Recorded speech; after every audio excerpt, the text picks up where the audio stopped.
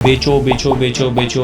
अगर 15 top developer of India देखोगे ना, 2020 से पहले एक नहीं था नोएडा में, और आज उनमें से 10 आ गए और अगले 5 ज़मीन ढूंढ रहे हैं। शहर की ग्रोथ कब होती है? जब वहाँ के लोकल के अलावा बाहर के लोग आए। अगर 2-3 लाख रुपए की किसी की सैलरी नोएडा में तो सर्वाइव नहीं कर सकता आज की डेट में। वो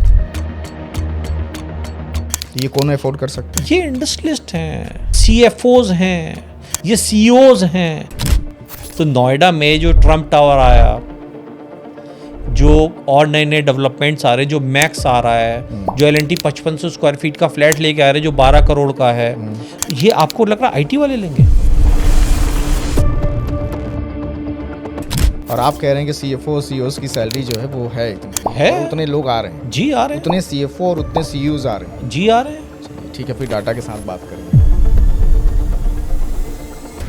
पूरे इंडिया में 2 डिफेंस कॉरिडोर, जिसमें एक यूपी में, सबसे बड़ा एयरपोर्ट, सबसे बड़ा लॉजिस्टिक हब, और कहाँ? परी चौक के 10-20 किलोमीटर की रेंज में। नोएडा में ज़मीन ही नहीं बची हुई है। नोएडा में ज़मीन नहीं बची। Noida is very limited.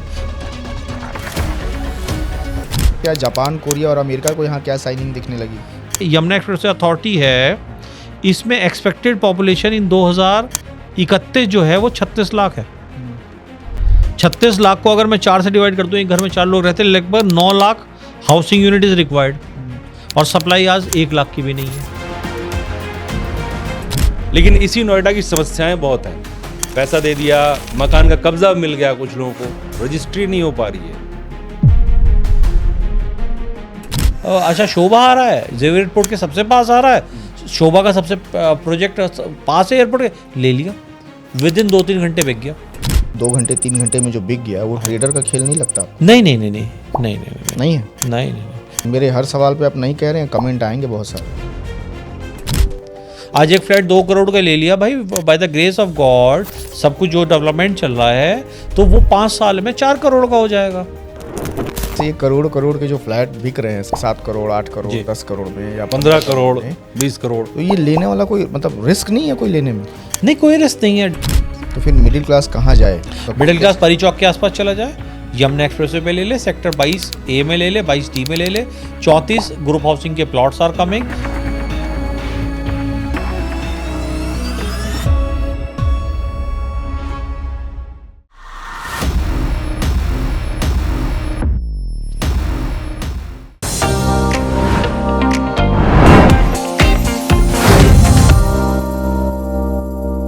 नमस्कार, पॉडकास्ट वाला पर आपका बहुत स्वागत है। मैं धर्मेंद्र द्विवेदी और मेरे साथ मेरे मित्र और सहयोगी अभिषेक कुमार नीलमणि हैं। नमस्कार अभिषेक, आज हम बात करेंगे उस शहर के बारे में जहां हम बैठे हुए हैं, मतलब नोएडा के बारे में। मैंने पिछले कुछ दिनों में रिपोर्ट्स पढ़ी हैं बहुत सारी अखबारों में और वेबसाइट पर कि नोएडा जो है वो इन्वेस्टमेंट के लिए ग्लोबल हब बनता जा रहा है। बहुत सी जो ओवरसीज कंपनी है विदेश की, वो यहाँ पर बड़ा इंफ्रास्ट्रक्चर डेवलप कर रही हैं। तो हमारे जो व्यूअर्स हैं वो भी जानना चाहते हैं, क्योंकि हम कई बार रियल एस्टेट पर उस पर पॉडकास्ट करते रहते हैं, तो वो चाहते हैं कि हम इस पर डिटेल में बातचीत करें। और क्या है, एक सवाल जो सबसे बड़ा यहाँ पे होने जा रहा है वो है जेवर एयरपोर्ट। हाँ, जेवर एयरपोर्ट अब ऑपरेशनल होने वाला है कुछ समय के बाद, कुछ महीनों के बाद, हो सकता है नेक्स्ट मंथ या उसके नेक्स्ट मंथ। हाँ। तो जो लोग यहाँ इन्वेस्टमेंट कर चुके हैं या जो लोग करना चाहते हैं, वो अब सोच रहे हैं कि नोएडा का फ्यूचर क्या है। हाँ। नोएडा के रियल एस्टेट का फ्यूचर क्या है, क्या कुछ यहाँ कमाल और होने वाला है, या लोगों में एक खौफ भी है कि कुछ बहुत बड़ा बुलबुला हो गया है जो फूटने वाला है। तो आज मेरे को लगता है कि आज की हमारी और आपकी जो बातचीत होगी मेहमान के साथ, वो इसीलिए होगी कि क्या नोएडा में हमें इन्वेस्टमेंट करना चाहिए या नहीं करना चाहिए, या जो कर चुके हैं वो क्या करें और क्यों करें। बिल्कुल, सवाल और भी बहुत सारे हैं जी कि क्या नोएडा का जो सरकार का पर्पस है, क्या नोएडा उस मुकाम की तरफ जा रहा है। गवर्नमेंट जो चाहती है कि हम इसको देश का सबसे बड़ा हब बनाए, इंडस्ट्रियल हब, और सबसे शानदार शहर भी बनाए, उस हिसाब से बहुत सारी चीज़ें आ भी रही हैं यहाँ पर। दूसरा एक और बड़ा अहम पॉइंट है, जो भारत का सपना है देश का 5 ट्रिलियन इकोनॉमी का, क्या नोएडा उसमें अपना रोल प्ले कर रहा है? क्योंकि जब तक एक हब नहीं होगा इंडस्ट्री का, तो उसको अचीव करना बड़ा मुश्किल है। और मैंने कई लोगों से बातचीत में सुना भी है, बिजनेसमैन का हम लोगों ने पॉडकास्ट किया, कि आने वाले समय में और 5 सालों में नोएडा जो है, ये जो 5 ट्रिलियन वाली बात जो आप कह रहे हैं, उसमें सबसे बड़ा योगदान नोएडा का होगा। हाँ, इसीलिए मैंने कहा कि कितना बड़ा योगदान होगा और क्या उसमें डेवलपमेंट है, क्या चल रहा है। तो बहुत सारे सवाल हैं जिनके जवाब हम लेंगे। हमारे जो गेस्ट हैं उनका परिचय करवाते हैं। दीपक कुमार जी हमारे साथ में, जो पहले भी पॉडकास्ट वाला के पेज पर फीचर्ड हो चुके हैं, जिनको कई सालों का रियल एस्टेट का अनुभव है, एक्सपीरियंस है। आप लोग पहले भी उनको देख चुके हैं और वो बहुत अच्छे से चीज़ों को समझाते भी हैं और सबके लिए मदद के लिए हमेशा तैयार भी रहते हैं। तो बहुत स्वागत है दीपक जी आपका पॉडकास्ट वाला। थैंक यू पॉडकास्ट वाला। Thank you both of you. Deepak ji, मेरा पहला सवाल वही है जो मैंने शुरू किया इंट्रो में। जैसे मैं देख रहा हूं और पढ़ रहा हूं कि जेवर एयरपोर्ट अलग चीज़ है। मैंने कुछ रिपोर्ट्स पढ़ी हैं पिछले टाइम में कि नोएडा एक ग्लोबल हब बनता जा रहा है इन्वेस्टमेंट के लिए, जहां पर बहुत सारी कंपनियां आ रही हैं, बहुत सारे डेवलपमेंट हो रहे हैं। तो इसका क्या मतलब है, क्या कहा जाए इसको? धर्मेश जी, ये सिर्फ नोएडा की बात नहीं, गौतम बुद्ध नगर की बात है। ये नोएडा, ग्रेटर नोएडा और Yamuna express industrial development authority की बात है। हो क्या रहा है कि यूपी गवर्नमेंट का एक विजन है और वो विजन बड़ा क्लियर है, बीमारू स्टेट से $1 ट्रिलियन की इकोनॉमी बनना। अच्छा, अब अगर हम और थोड़ा सा गहराई में जाते हैं कि बीमारू राज्य कौन से हैं, अगर हम ज्योग्राफिकली देखें तो बीमारू मैक्सिमम वो राज्य हैं, जैसे बिहार हो गया आपका, राजस्थान हो गया आपका, उत्तर प्रदेश हो गया, मध्य प्रदेश हो, ये सारे वो थे जो एक्सपोर्ट नहीं करते थे। अच्छा, या समुद्र से दूर थे। तो अगर आप को लिंक करेंगे ना बात, जहां आपका इंपोर्ट एक्सपोर्ट इजी था, कर्नाटका, तमिलनाडु, आपका महाराष्ट्र, आपका गुजरात, वो हमेशा एक्सपोर्ट ज्यादा करते रहे हैं। आप ऐसा मान लो जिसके 3 बच्चों में से 2 बच्चे विदेश नौकरी कर रहे हैं, उनकी इकोनॉमी अच्छी है। जिनके तीनों लोकल काम कर, उनकी इकोनॉमी अच्छी नहीं है। तो नोएडा ने काफी चेंजेस किए हैं अपने अंदर। बिगेस्ट चेंज जो उन्होंने किया वो किया इंफ्रास्ट्रक्चर। इंफ्रास्ट्रक्चर में चेंज करने से उन्होंने वो जो रास्ता था, जो टैरिफ थे, वो कम करने में कहीं हद तक कामयाब हो गए। जैसे इन्होंने बनाया आपका Delhi Mumbai industrial corridor, starting है आपकी बोड़ाकी से। पहले जो फ्रेट था, किसी भी सामान का जो फ्रेट की कीमत होती है वो ऑलमोस्ट 10 से 12% उसकी कॉस्ट होती है। मान लीजिए 100 रुपये की चीज़ है तो 12 रुपये की इसकी कॉस्टिंग है। अब इस फ्रेट कॉरिडोर को यूज़ करके उसकी कॉस्टिंग 6 से 8% तक लाने की कोशिश कर रहे हैं। ठीक है। अच्छा, नोएडा क्या है? नोएडा फेस है यूपी का। अभी यूपी की जो जीडीपी में इसका इन्वॉल्वमेंट है या ये देश के लिए कंट्रीब्यूशन कर रहा है, वो 9-10% है। महाराष्ट्र का सबसे ज़्यादा है, वो 15% है। और यही दोनों राज्य हैं जो 1 ट्रिलियन इकोनॉमी अगर इनकी टारगेट होगा और पहुंचेंगे, ऑटोमेटिकली भारत पहुंचेगा। तो महाराष्ट्र को ऑलरेडी सपोर्ट थी, यूपी उसे चेज कर रहा है। चेज कैसे कर रहा है? यमुना एक्सप्रेसवे पे एयरपोर्ट आके, बोड़ाकी के आसपास डीएमआईसी आके, मल्टी मॉड्यूलर लॉजिस्टिक हब आके, मल्टी मॉड्यूलर ट्रांसपोर्ट हब आके, इसके अलावा आगे भी बहुत सारी चीज़ें। मतलब नोएडा अगले 20 साल में आपको अलग ही लेवल पे दिखेगा। आज अलग लेवल पे दिखने लगे हैं। आज गुड़गांव के, मतलब मैं तो सिर्फ आपको एक नंबर्स बता सकता हूँ, गुड़गांव के जिस रेट पे प्रॉपर्टी लॉन्च हो रही है उससे शायद उसके बराबर में या थोड़ा ज़्यादा नोएडा में लॉन्च होने लगी है और प्रॉपर्टी बिक रही हैं। जितने बड़े साइज हैं वो पहले बिक रहे हैं। तो acceptance is there in the market. आपने एक शब्द यूज़ किया, मल्टी मॉडल लॉजिस्टिक हब। जी, ये नोएडा के लिए क्या है और इससे नोएडा में क्या फ़र्क आ जाएगा? नीलमणि जी, आप ये मानो कि मैं बात करता हूं एक्सपोर्ट की। एक्सपोर्ट कैसे कर सकते हैं हम? अगर हमें किसी दूसरे देश में एक्सपोर्ट करना है, भाई, या तो एयरवेज है या वाटरवेज है, राइट? एयरवेज भी हमारे पास नहीं था, वाटरवे तो हमें ही नहीं, हम तो ड्राई पोर्ट है। इन्होंने वाटरवे के लिए तो बोड़ाकी से एक फ्रेट कॉरिडोर बना दिया बॉम्बे तक, ठीक है, जिसे हम वेस्टर्न फ्रेट कॉरिडोर कह रहे हैं। ठीक है, जो पहले ट्रकों में सामान लद के 5, 6, 7 दिनों में जाता था, अब 24 घंटे में पहुंच जाया करता है। और देयर इज अ श्योरिटी कितनी देर में पहुंच जाएगा विद लो फ्रेट कॉस्ट। दूसरा, जेवर आने वाले समय में सबसे बड़े कार्गो हब बनेगा। ठीक है, अभी जो सबसे बड़ा कार्गो हब है पूरे इंडिया में वो आईजीआई एयरपोर्ट है। ठीक है, आईजीआई एयरपोर्ट की जो कैपेसिटी है वो जेवर 3-4 साल में कवर कर लेगा। जिस दिन जेवर में आपका कार्गो चलना शुरू हो गया, उस दिन 2.5 लाख मेट्रिक टन वो कार्गो सप्लाई करेगा, जो ऑलरेडी 2nd, 3rd प्लेस पे पहुंच जाएगा। ठीक है, मतलब सिर्फ कार्गो ऑन हो जाए, जेवर एयरपोर्ट ऑन हो जाए, तो पहले साल में ही हम सेकंड या थर्ड प्लेस पे एयरपोर्ट में आ जाएंगे। अच्छा। उस सामान को रखने के लिए, भाई जब कार्गो आएगा तो कहीं तो उसे लॉजिस्टिकली रखा जाएगा, तो उस सामान को रखने के लिए इंडिया का सबसे बड़ा मल्टी मॉड्यूलर लॉजिस्टिक हब भी ग्रेटर नोएडा में ही बनाया जा रहा है। अच्छा, उस हब को हम, अच्छा उस हब का क्या बेनिफिट है, अभी मैं ड्रॉ करके भी बताऊंगा। उसकी एक तरफ से ईस्टर्न एक्सप्रेसवे जा रहा है, बराबर से यमुना एक्सप्रेसवे जा रहा है, फ्रेट कॉरिडोर के दोनों का जो जंक्शन है बड़ा की वो बराबर में है, और वहीं आपका मल्टी मॉड्यूलर ट्रांसपोर्ट हब भी बन रहा है। ट्रांसपोर्ट हब में ये चारों चीज कवर हो जा रही हैं। तो वहां से लॉजिस्टिक रखेंगे और हाथों हाथ वहां ट्रांसपोर्ट करके उसे अगर एयरवेज से भेजना है तो कार्गो की तरफ रवाना कर देंगे यमुना एक्सप्रेसवे पे, और अगर हमें जवाहरलाल नेहरू पोर्ट पे भेजना है तो हम फ्रेट कॉरिडोर से कर देंगे। तो उस सारी चीज़ों को रखने के लिए जो लॉजिस्टिक हब है वो बन रहा है, और वो इंडिया का सबसे बड़ा बन रहा है। ठीक है।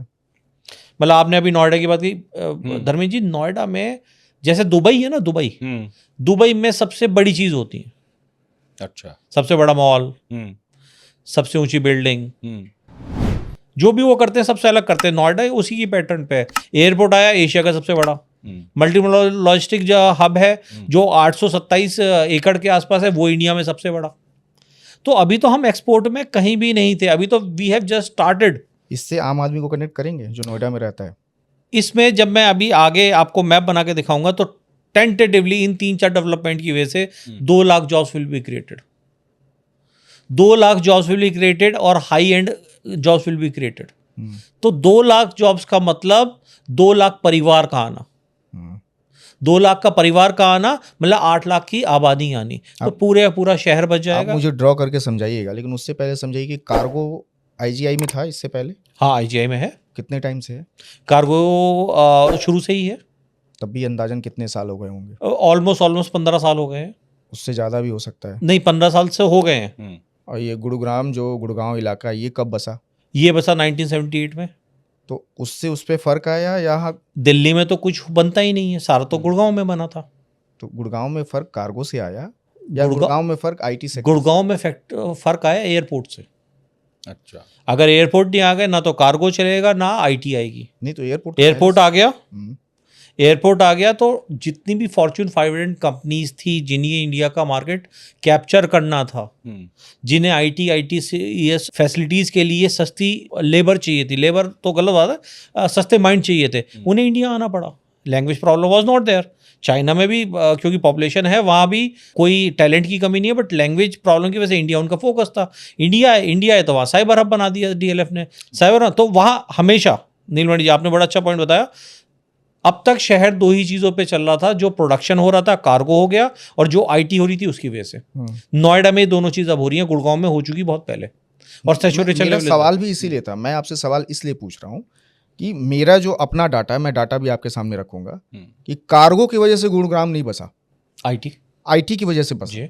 आज अगर नोएडा भी बसने जा रहा है तो आप जो डाटा देंगे हम सुनेंगे, उसको समझेंगे भी, वो शायद कार्गो की वजह से नहीं हो रहा है। नोएडा, अगर नोएडा एक्सप्रेसवे डेवलप हो रहा है तो वो IT की वजह से हो रहा है, जब से माइक्रोसॉफ्ट आने लगा। नीलमणि जी, मैं नोएडा की बात ही नहीं कर रहा, मैं ग्रेटर नोएडा यमुना एक्सप्रेस की बात कर रहा हूँ। नोएडा तो बसा हुआ है। हाँ ठीक है, हम उस पर आगे नोएडा में तो हम इंडस्ट्री लगाना ही इतना मुश्किल है। आप 827 एकड़ ले ही नहीं सकते नोएडा में। तो आपने एयरपोर्ट फिर नोएडा का ही नहीं बनाया। भाई जहाँ सस्ती चीज होगी, जहाँ गवर्नमेंट को डेवलपमेंट करना है और ग्रीन फील्ड डेवलपमेंट करना है, दैट मीन्स वहाँ बहुत से कम कंक्रीट तोड़ा फोड़ी कम करनी है, तो वो उन्हें आउटस्कर्ट में जाना पड़ेगा। ठीक है। बट आपने पूछा मल्टी मॉड्यूलर लॉजिस्टिक हब, उसकी मैं आंकड़े बता रहा था कि वहाँ 3 चीज़ है, मल्टी मॉड्यूलर लॉजिस्टिक हब है, मल्टी मॉड्यूलर ट्रांसपोर्ट हब है, और तीसरा इंटीग्रेटेड इंडस्ट्रियल टाउनशिप है, जहाँ विदेशी इन्वेस्टमेंट्स आर कमिंग, विदेशी कंपनीज आर कमिंग। ठीक है, बस इसको कनेक्ट करते हुए समझाइएगा कि नोएडा में जो रियल एस्टेट में इन्वेस्टमेंट कर चुका है या करना चाहता है, जो हम लोग शुरू में इंट्रो में भी कह रहे थे, उससे इस पे क्या फर्क आएगा?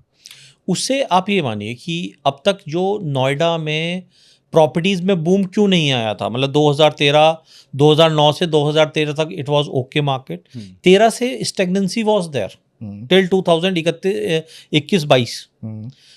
रीज़न वाज सिंपल कि नोएडा में बाहर के लोग आ ही नहीं रहे थे। अब जेवर एयरपोर्ट के आसपास जो इंडस्ट्रियल प्लॉट 2020 में 7,000 रुपये मीटर था, आज 50,000 रुपये मीटर पर रीसेल हो रहा है। दैट मीन्स आपके कितने गुना हो गया? जिसने 7 करोड़ का प्लॉट लिया था इंडस्ट्रियल, आज 35 करोड़ का है। तो वो लोग पहली बार फील कर रहे हैं कि यार अब इतना डेवलपमेंट हो गया है, मेरी कीमत बढ़ रही है, तो मैं अब नोएडा में सेटल हो सकता हूँ। तभी नोएडा की कीमत तिगनी हुई है 3 साल में, 4 साल में। अगर कॉन्फिडेंस, अगर आज मल्टी मॉड्यूलर हब ना आए, ट्रांसपोर्ट हब ना आए, आपका जेवर एयरपोर्ट ना आए, तो नोएडा में फिर भी गुड़गांव के लोग नहीं आएंगे, दिल्ली के लोग नहीं आएंगे, बॉम्बे के लोग नहीं आएंगे। शहर की ग्रोथ कब होती है? जब वहाँ के लोकल के अलावा बाहर के लोग आए। बिल्कुल। तो पिछले 4 साल में इन 4-5 डेवलपमेंट्स की वजह से बाहर के लोग आ रहे हैं।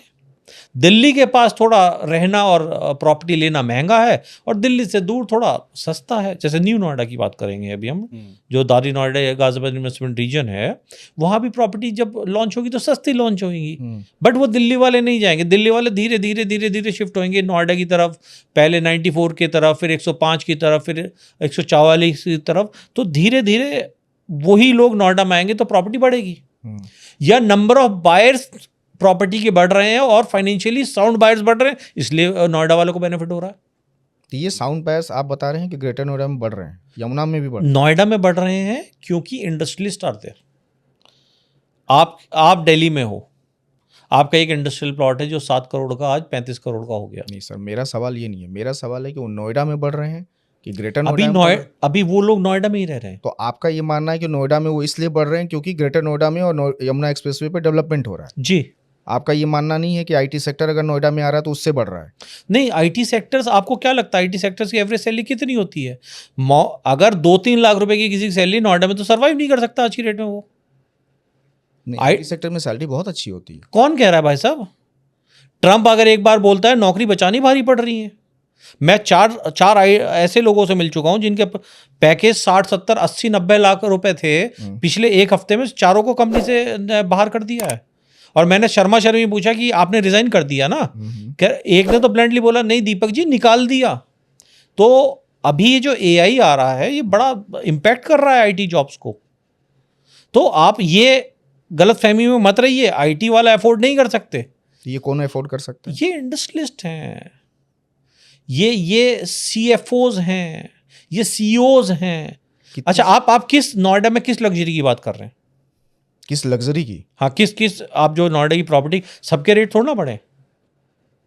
नोएडा में प्लॉट के रेट बढ़े हैं, कमर्शियल के रेट बढ़े हैं, जो अफोर्डेबल हाउसिंग थे उसके तो बहुत ज़्यादा रेट नहीं बढ़े।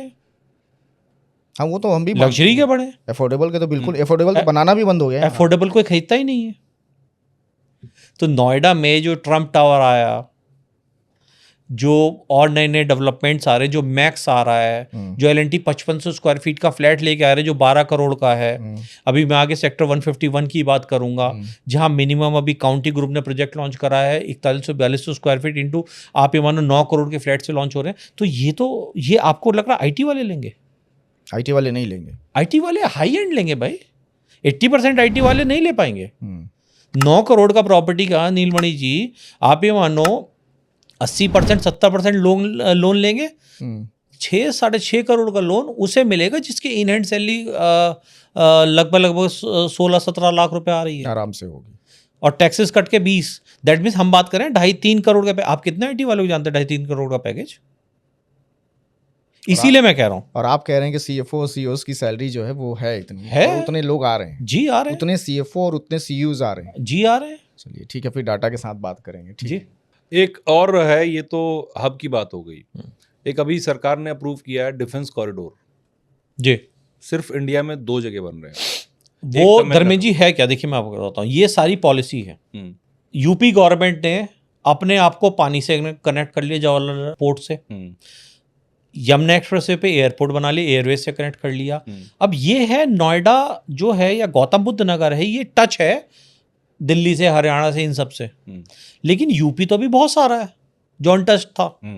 भाई वहाँ के लोगों का भी हक बनता है डेवलपमेंट का, उनके बच्चे भी जॉब करना चाहते हैं, they also deserve a better life. तो इन्होंने क्या करा, पहले गंगा एक्सप्रेसवे की तरह के एक्सप्रेसवे निकाल दी जो 540 किलोमीटर का है, अभी बन रहा है। मेरठ से आपका प्रयागराज जा रहा है। इसी तरह इन्होंने कई जगह कुंभ जैसे क्रिएट किया, क्योंकि हमारे पास नेचुरल रिसोर्स नहीं है। हम उत्तराखंड और शिमला की तरह नहीं कह सकते कि भाई पहाड़ आओ घूमो। तो हम क्या कर रहे हैं, हम क्रिएट कर रहे हैं। अभी आप वृंदावन में बहुत सारा डेवलपमेंट देखो, कुंभ आपने देख लिया अपने आप में, मेरे ख्याल से आप लोगों ने गए भी होंगे, कवर किया, अमेजिंग था, रेवेन्यू मॉडल था। तो इसी तरह इन्होंने क्या किया, डिफेंस कॉरिडोर, क्योंकि इंडिया के डिफेंस में अभी खैर तेजस का एक क्रैश हो गया, इस वजह से थोड़ा सा बैकफुट पाए हैं। बट इंडिया जिस तरह डेवलप कर रहा है, जैसे हमने सिंदूर में ऑपरेशन में देखा, हमारे जो एम्यूनिशन थे उन्होंने बड़ा अच्छा काम करा। तो 2 जगह डिफेंस कॉरिडोर है, एक जहाँ तमिलनाडु है, दूसरा यहाँ है। 6 पॉइंट हैं, आपका अलीगढ़ है, आगरा है, फिर आपका कानपुर है, फिर इलाहाबाद है, फिर आपका चित्रकूट नहीं चित्रकूट है, और एक और है, 6 नॉडल है। तो इनके जगह वहाँ वो रिगार्डिंग डिफेंस होएगा, और वो भी एक सड़क से कनेक्ट कर रहे हैं, तो वो भी एक्सपोर्ट होंगे। अच्छा, 6 जगह को सड़क से कनेक्ट करें। जी जी, ठीक है। अभी मैं आज ही एक रिपोर्ट पढ़ रहा था, आज सुबह छपी है, कि जो टॉप 100 डिफेंस कंपनियां हैं ना, उनमें 3 शायद इंडिया की भी है। अच्छा। जिसमें HAL है, मझगांव जो डॉकयार्ड शिप वो है, और एक कंपनी कोई और है, तो इंडिया की भी है। तो डिफेंस का बहुत बड़ा मार्केट इंडिया में बनने वाला है। तो उस पे बहुत काम इसमें धर्मेंद्र जी हमें ये समझना पड़ेगा कि पूरे इंडिया में 2 डिफेंस कॉरिडोर, जिसमें एक यूपी में, सबसे बड़ा एयरपोर्ट, सबसे बड़ा लॉजिस्टिक हब, और कहाँ, परी चौक के 10-20 किलोमीटर की रेंज में। तो हम डेवलपमेंट इज देयर। तो ये डिफेंस कॉरिडोर में आप क्या होगा, इसके आसपास इंडस्ट्रीज लगेंगी, इसके आसपास इन्हें प्रॉपर जो कंपनीज हैं जो इसमें होता है, इन्हें बहुत तरह की छूट मिलेंगी तो सर वहाँ इंडस्ट्रीज आएंगी तो ऑक्यूपेशन मिलेगा, जॉब्स मिलेगी, तो इकोनॉमिक ग्रोथ होगी वहाँ, और रियल एस्टेट की वैल्यू बढ़ेगी, लोगों की रियल एस्टेट की हर जगह वैल्यू बढ़ रही है। भाई रियल एस्टेट एक, आज भी मैं आपसे कह रहा हूँ भाई, आपसे पिछली बार मैंने म्यूचुअल फंड की बात हुई थी, 97 जो म्यूचुअल फंड्स हैं परसेंट हैं, उनका नेगेटिव ग्रोथ आई है पिछले 6-7-8 महीने बिल्कुल में। आई। हाँ, ठीक है। हाँ। आज म्यूचुअल फंड जो एक्सपोज्ड है, वो यूक्रेन की वॉर होती है तो गिर जाता है, अमेरिका का कुछ बोल देता तो गिर जाता है, टैरिफ की बात होती है तो गिर जाता है। रियल एस्टेट ऐसा नहीं है। रियल एस्टेट जैसे लोकल डिमांड है, तो real estate something which is real, it can not be reproduce और एक्सटेंडेड, जो दिख और ये डिमांड भी है, हर आदमी की डिमांड है। हम तीनों का डिमांड है कि हमारा अपना घर हो, हम तीनों की डिमांड है कि अगर हमें सेफ्टी रखना है तो रियल एस्टेट में एसेट हो, तो रियल एस्टेट हमेशा अच्छा रहता है। हाँ, अगर थोड़ा और हम स्टडी कर लें कि कहाँ इंडस्ट्रीज आ रहा है, उसमें मुझे कहाँ क्या मिल रहा है, किस तरह की जॉब्स आएंगी, उनका क्या बाइंग पैटर्न रहता है। भाई कहीं जॉब आ रही है आपकी 50,000 की, और मैं वहाँ 5 करोड़ का कुछ प्रॉपर्टी इन्वेस्ट करूँ, तो नहीं, इट मेक्स नो सेंस। अच्छा, इसमें एक सवाल और मेरा आ रहा है कि जब डिफेंस कॉरिडोर की बात होती है, तो एक तो तमिलनाडु में हो गया आपका, दूसरा ये यूपी में है, तो यूपी ही क्यों, ऐसा क्या है? बहुत जगह जमीन खाली है, महाराष्ट्र में भी, मध्य प्रदेश तो यही तो यूपी की पॉलिसी है। हाँ, मैं ये जानना चाहता हूँ। यूपी की पॉलिसी है $1 ट्रिलियन बनना है। अच्छा, उसे जीडीपी में भी 9% की उसकी कंट्रीब्यूशन है टुवर्ड्स इंडिया। महाराष्ट्र 15%। महाराष्ट्र को तो भाई आप बिजनेस हब बोलते हो, बिजनेस कैपिटल ऑफ इंडिया बोलते हो। अगर यूपी आज बिजनेस कैपिटल की टक्कर ले रहा है, we should be proud of. ये तो हमें गवर्नमेंट को और सेंट्रल गवर्नमेंट को थैंक्स कहना चाहिए कि ये सब हो रहा है। तो इतना डेवलपमेंट होने के बाद इंडस्ट्रीज और उनमें कार्गो और शिप का रोल तो बहुत ज़्यादा हो जाएगा। कार्गो का हो रहा है, शिप का हो रहा है। इधर अगर आप नीलमणि जी थोड़ा आगे देखते हैं, देखिए हमारा क्या है, बेसिक काम हो गया। आज नोएडा गुड़गांव की अगर हम बात करते हैं ना, तो नोएडा का क्या अच्छा है, अगर मैं बोलूँ क्या अच्छा है, सब बोलते हैं इंफ्रास्ट्रक्चर। तो अगर मैं यूपी का बात करूँ, infrastructure is good and growing day by day. ये तो है, गुड़गांव से कई गुना अच्छा है। अरे गुड़गांव में तो जितने लोग रहते हैं, मतलब सबसे बड़ी प्रॉब्लम वहाँ जो बारिश का मौसम होता है ना, आदमी पागल हो जाता है। हाँ, इतनी वाटर लॉगिंग, क्योंकि वहाँ इंफ्रास्ट्रक्चर, वहाँ क्या था, वहाँ एक ही नाला था, बादशाहपुर पे जाता था, उस पर कभी ट्रेन पे ध्यान नहीं दिया। हाँ। नोएडा क्या है, लीज की जमीन है, तो पहले यहाँ प्रॉपर कैलकुलेशन होता है, कितने लोग रहेंगे, कितनी गाड़ियाँ रहेंगी, और उनका कितनी पार्किंग स्पेस रहेगी। तो ये सब नोएडा में प्लान्ड होता है, तब वो आगे होता है। तो ये कार्गो और शिपमेंट आने से और इससे प्रोडक्ट्स के आने जाने से नोएडा का क्या मतलब, नोएडा में कुछ बहुत ज़्यादा एक्सपैंड होने वाला है क्या? नोएडा तो एक्सपेंशन है। हाँ। अभी जो DNGAR है, नोएडा जो है लगभग 5200 एकड़ का है। ठीक है। इतना ही जो न्यू नोएडा है वो भी है, हम्म, क्योंकि नोएडा में अभी अभी नीलमणि जी अगर आप देखेंगे नोएडा में ज़मीन ही नहीं बची हुई है। नोएडा नोएडा में ज़मीन नहीं बची। Noida is very limited. एक साइड हिंडन हो गई, दूसरी साइड यमुना हो गई, third side is NH24। Noida is triangular in shape, it can not be expanded. तो अब जब लोग आ रहे हैं तो अब कहाँ रिहाइश होएगी? सबसे पहले देखो इंडस्ट्री आती है। अगर फ्लो चार्ट देखोगे, सबसे पहले गवर्नमेंट पॉलिसी आती है कि यार मुझे तो ग्रोथ करना है। मतलब मैं उस लेवल पर बात नहीं करना चाहता, बट अगर किसी गवर्नमेंट को कंटिन्यूसली रहना है पोजीशन में तो उसे वोट चाहिए, और वोट्स मिलती हैं जब आप डेवलपमेंट देते हो, या बच्चों को ऑक्यूपेशन देते हो, या पीस देते हो, प्रॉस्पेरिटी देते हो। तो उसमें सबसे ऊपर आता है गवर्नमेंट पॉलिसी। गवर्नमेंट पॉलिसी ने कहा यहाँ इंडस्ट्रीज लाऊंगी, नॉन पॉल्यूटिंग लाऊंगी। नॉन पॉल्यूटिंग इंडस्ट्री आई, एयरपोर्ट आ गया। तो जो नोएडा के लोग खरीद रहे थे, अब पैन इंडिया से इन्वेस्टमेंट आ रहा है। ठीक है, अभी अभी आप ये मान लीजिए कोरियन सिटी की बात हो रही है, अमेरिकन सिटी की बात हो रही है, जापानीज सिटीज की बात हो रही है यहाँ पे। जी। यही तो मैंने आपसे सवाल किया था, ग्लोबल हब इन्वेस्टमेंट जो DMIC है, इसमें जापान इज द पार्टनर। अच्छा। दिल्ली मुंबई इंडस्ट्रियल कॉरिडोर में जैसे अगर आप मानेसर में देखें, वो जापानीज है, जो जापानीज मॉडल ऑफ वर्किंग है। ऐसे ही अभी मैं बनाऊंगा तो इंटीग्रेटेड हमारे यहाँ टाउनशिप आ रही है, और बहुत बड़ी बड़ी कंपनीज, एक जर्मन कंपनी है वो आ रही है, हॉलैंड ट्रैक्टर्स आ रहे हैं, हायर कंपनी आ रही है, फंक्शनल है, सैमसंग इज देयर। ठीक है, ओप्पो, वीवो, यमुना एक्सप्रेसवे, इतने बड़े बड़े प्लांट मैंने नहीं देखे, मतलब इंडिया में नहीं देखे, और मैं ट्रैवल करता रहता हूँ। तो वी शुड बी प्राउड कि ये सब हो रहा है हमारे आसपास, और शायद हम रियलाइज़ भी नहीं कर पा रहे कि यार अच्छा ऐसा थोड़ा ना हो रहा है। बट अगर हम नंबर्स पे बात करेंगे और थोड़ा विजन की बात करेंगे, देन वी विल अंडरस्टैंड कि ये हम बड़े फास्ट ट्रैक पे जा रहे हैं। अच्छा, आपने कहा हम रियलाइज नहीं कर पा रहे, ये फैक्ट है, नहीं कर पाते हैं। तो जैसे जेवर एयरपोर्ट है वो ऑपरेशनल होने वाला है, कभी भी हो जाएगा। 15 दिसंबर इज टेंटेटिव डेट, हाँ। 16 दिसंबर से और 14 जनवरी तक कुछ माना जा रहा है कि हाँ टेस्टिंग वगैरह। नहीं, टेस्ट, अच्छा, वो खरमास कुछ होता है। खरमास होता है, खरमास होता है, तो शुक्रस्त होता है, ऐसा कहा जाता है। वो तो नहीं मुझे ऐसा लगता है, seeing the ideology of the central government, state government, कि उस बीच में तो नहीं होगा। या तो 15 दिसंबर होगा या फिर 14 जनवरी को होगा, मकर संक्रांति के दिन होगा, या तो जो भी होगा, तो वो होने वाला है। तो आपने कहा जैसे हम रियलाइज नहीं कर पाते हैं, तो आप घूमते हैं, आप देखते हैं, आप चीज़ों को विजिट करते हैं, आपने कहा मैं घूमता रहता हूँ, तो ऐसा क्या आपको दिख रहा है डेवलपमेंट, या जो चीज़ रियलाइज करनी चाहिए कि ये बदलाव आ गए, जो आप महसूस कर सकते हैं आज की डेट में? धर्मेंद्र जी, मैं रियल एस्टेट में 20 साल से हूँ। अब तक ये हुआ, बिल्डर ने प्रोजेक्ट लॉन्च किया, क्योंकि हमें एक टारगेट मिलता है, बिल्डर को भी एक टारगेट मिलता है, बेचो बेचो बेचो बेचो। सर मैं कह रहा हूँ रेट बढ़ जाएंगे, सर ये कह रहा हूँ वो बढ़ जाएंगे। क्यों बढ़ जाएंगे? इसका कुछ नहीं सर, सामने इतना रेट है, यहाँ ये रेट है। इस तरह के कंपेरिजन पे बिकता था। ठीक है, लेकिन पहली बार पिछले 3-4 साल से ऐसा हो रहा है कि आप आज ना प्रोजेक्ट नहीं बेच रहे, आप लोकेशन बेच रहे हो। अच्छा। कि सर यमुना एक्सप्रेसवे पे these are the 5-6 developments. Sir F1 track है, F1 ट्रैक इंडिया में पहला। ठीक है सर, एयरपोर्ट, एशिया का सबसे बड़ा एयरपोर्ट सर, वॉल्यूम्स में। उसके बराबर में सर आपका सबसे बड़ा मल्टीमोडल लॉजिस्टिक हब, इंडिया में नहीं। आज हम क्या कह रहे हैं, इंडिया में नहीं है, वर्ल्ड में नहीं है, तो ऑटोमेटिकली प्रोडक्ट्स बिक रहे हैं आज। अच्छा, दूसरी चीज नीलमणि जी, अगर 15 टॉप डेवलपर ऑफ इंडिया देखोगे ना, 2020 से पहले एक नहीं था इंडिया में, नोएडा में, सॉरी नोएडा में। हाँ। और आज उनमें से 10 आ गए हैं, और अगले 5 जमीन ढूंढ रहे हैं। और जमीन मिल नहीं रही नोएडा में, जमीन मिल रही है तो बहुत एक्सपेंसिव रेट में मिल रही है। तो ये तो दिखाता है ना कॉन्फिडेंस द बिल्डर। पहले क्यों नहीं आ रहे थे? पहले से, क्योंकि कंडीशन वाज नॉट फेवरेबल। जो अथॉरिटी से जो लैंड मिल रही थी, वही सारी इश्यूज जो और वो भी यही था। अच्छा, एक चीज़ और मैंने भी पढ़ी, आप भी करेक्ट कीजिएगा, क्या अब लैंड खरीदने से पहले बिल्डर को सारे पैसे देने होते?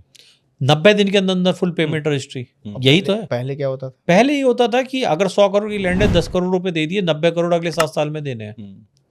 और इसका फायदा क्या उठाते थे बिल्डर? इसका बिल्डर एकदम नाजायज फायदा, मेरे फायदा तो नहीं बोलूंगा नीलमणि जी, क्योंकि कोई इतने अच्छे घर में रहा, इतनी लंबी गाड़ी चली और आज जेल में है, तो उन्होंने ये सोच के नहीं किया था। It was a business. हाँ, वो थोड़ा लालच में फंस गए। उन्होंने सोचा उतने ही पैसे से आपके पास मान लीजिए 20 करोड़ हैं और 100 करोड़ की 2 लैंड पैच हैं, तो आपने ये नहीं सोचा कि मैं एक में पैसे लगा के उसमें ही कंस्ट्रक्शन शुरू करूँ। आपने सोचा 10 करोड़ में ये लैंड पैच मिल रहा, 10 करोड़ में मिल रहा, दोनों ले लेता हूँ। अब हुआ क्या कि बिल्डर्स का कॉन्फिडेंस, क्योंकि नोएडा में सिर्फ नोएडा के लोग या यूपी के लोग लिमिटेड ले रहे थे, तो वही था, जब बायर कम थे तो लिमिटेड बिक रहा था। उधर अथॉरिटी ने उससे पैसे मांगे, भाई अगली किस्त दे दो, वो दे नहीं पाया।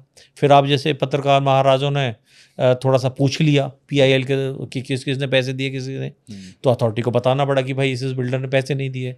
तो वो जब पब्लिश हो गई तो जो बैंक लोन दे रहे थे उन्होंने भी लोन देना बंद कर दिया। तो एक डेडलॉक हो गया। बिल्डर बनाना चाह रहा है, कस्टमर चाह रहा है कि बन जाए, लेकिन लिक्विडिटी इज नॉट देयर, क्यों बिल्डर के पास तो डे वन पे नहीं थी। मतलब ये भी आज की तारीख में अगर कोई पॉलिसी बदली है कि आप 90% पेमेंट 90 दिन के अंदर दे के 100% पेमेंट, इसका नीलमणि दोनों इम्पैक्ट है, दोनों तरफ इम्पैक्ट हुआ। एक इम्पैक्ट ही आ गया कि अब जो भी प्रॉपर्टी आ रही है वो अफोर्डेबिलिटी से ऊपर निकल गई है।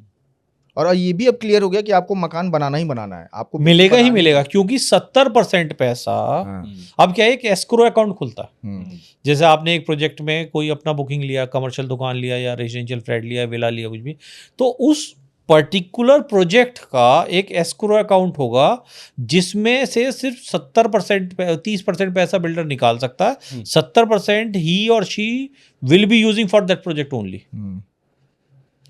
तो मतलब क्लियर है कि 70% जो पैसा आ रहा है आपके चेक के, 100 रुपए में आपको 70 रुपए लगाने ही लगाने, 70 में ही, क्यों 30 तो उसका ही है, प्रॉफिट भी तो होगा उसमें।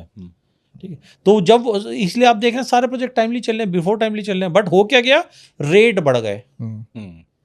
पहले 100 करोड़ रुपए लगा के मैं प्रोजेक्ट लाता, 10 करोड़ लाता था, आज 100 करोड़ लेके ला रहा हूँ। एक इसमें दो चीजें हैं, एक इमोशनल है कि 100 करोड़ लगाने वाले पहले 100 बिल्डर थे, अब 10 ही हैं जिनके पास 100 करोड़ है। अच्छा, इसी वजह से अब बड़े बड़े बिल्डर भी आ रहे हैं। तो पहले ये भी बहुत छोटे बिल्डर भी थे जो आगे चले ये गए। अच्छा हुआ एक तरह से, अच्छा हुआ, जिनको लेना है, जो सीरियस हैं धंधे को लेकर के वही आ रहे हैं, जो इधर उधर से जुगाड़ करके काम जो होता था वो खत्म हो गया है। हाँ, आप ये कह सकते हैं। इसीलिए मैं कह रहा हूँ नॉर्डे शाइनिंग। ये साइनिंग में क्या जापान, कोरिया और अमेरिका को यहाँ क्या साइनिंग दिखने लगी, ये वो लोग प्लान करने लगा भाई, तो कुछ तो दिखा होगा ना, कुछ अलग, कुछ डिफरेंट। उन्हें यहाँ की पॉपुलेशन दिख रही है, यहाँ की पेइंग कैपेसिटी दिख रही है, यहाँ की सस्ती लैंड दिख रही है, उन्होंने अथॉरिटी का और उस गवर्नमेंट के नॉर्म्स दिख रहे हैं कि इतना पैसा लगा के इतना फायदा हो रहा है, नहीं तो जापानीज कंपनीज क्यों आएंगी भाई। सही बात है। हर इंडिया छोड़ो, वर्ल्ड में आप इंडिया को चूज किए, इंडिया में आप यूपी को चूज किए, भाई उसमें नोएडा को चूज किया। इंडिया सबसे ज्यादा पॉपुलेशन वाली है, यंग पॉपुलेशन है वर्ल्ड की, एनर्जेटिक है, और सबसे बड़ी चीज समझदार है ग्लोब के हिसाब से। यूरोपियन इकोनॉमी अगर आप देखोगे तो बहुत, आज यूके का आप देखना, यूके ने अपने आप को सस्टेन करने के लिए टैक्स पे टैक्स बढ़ा रहा है, और यूके से लोग स्विट्जरलैंड जा रहे हैं, यूके से लोग ऑस्ट्रेलिया आ रहे हैं, यूके से लोग दुबई आ रहे हैं।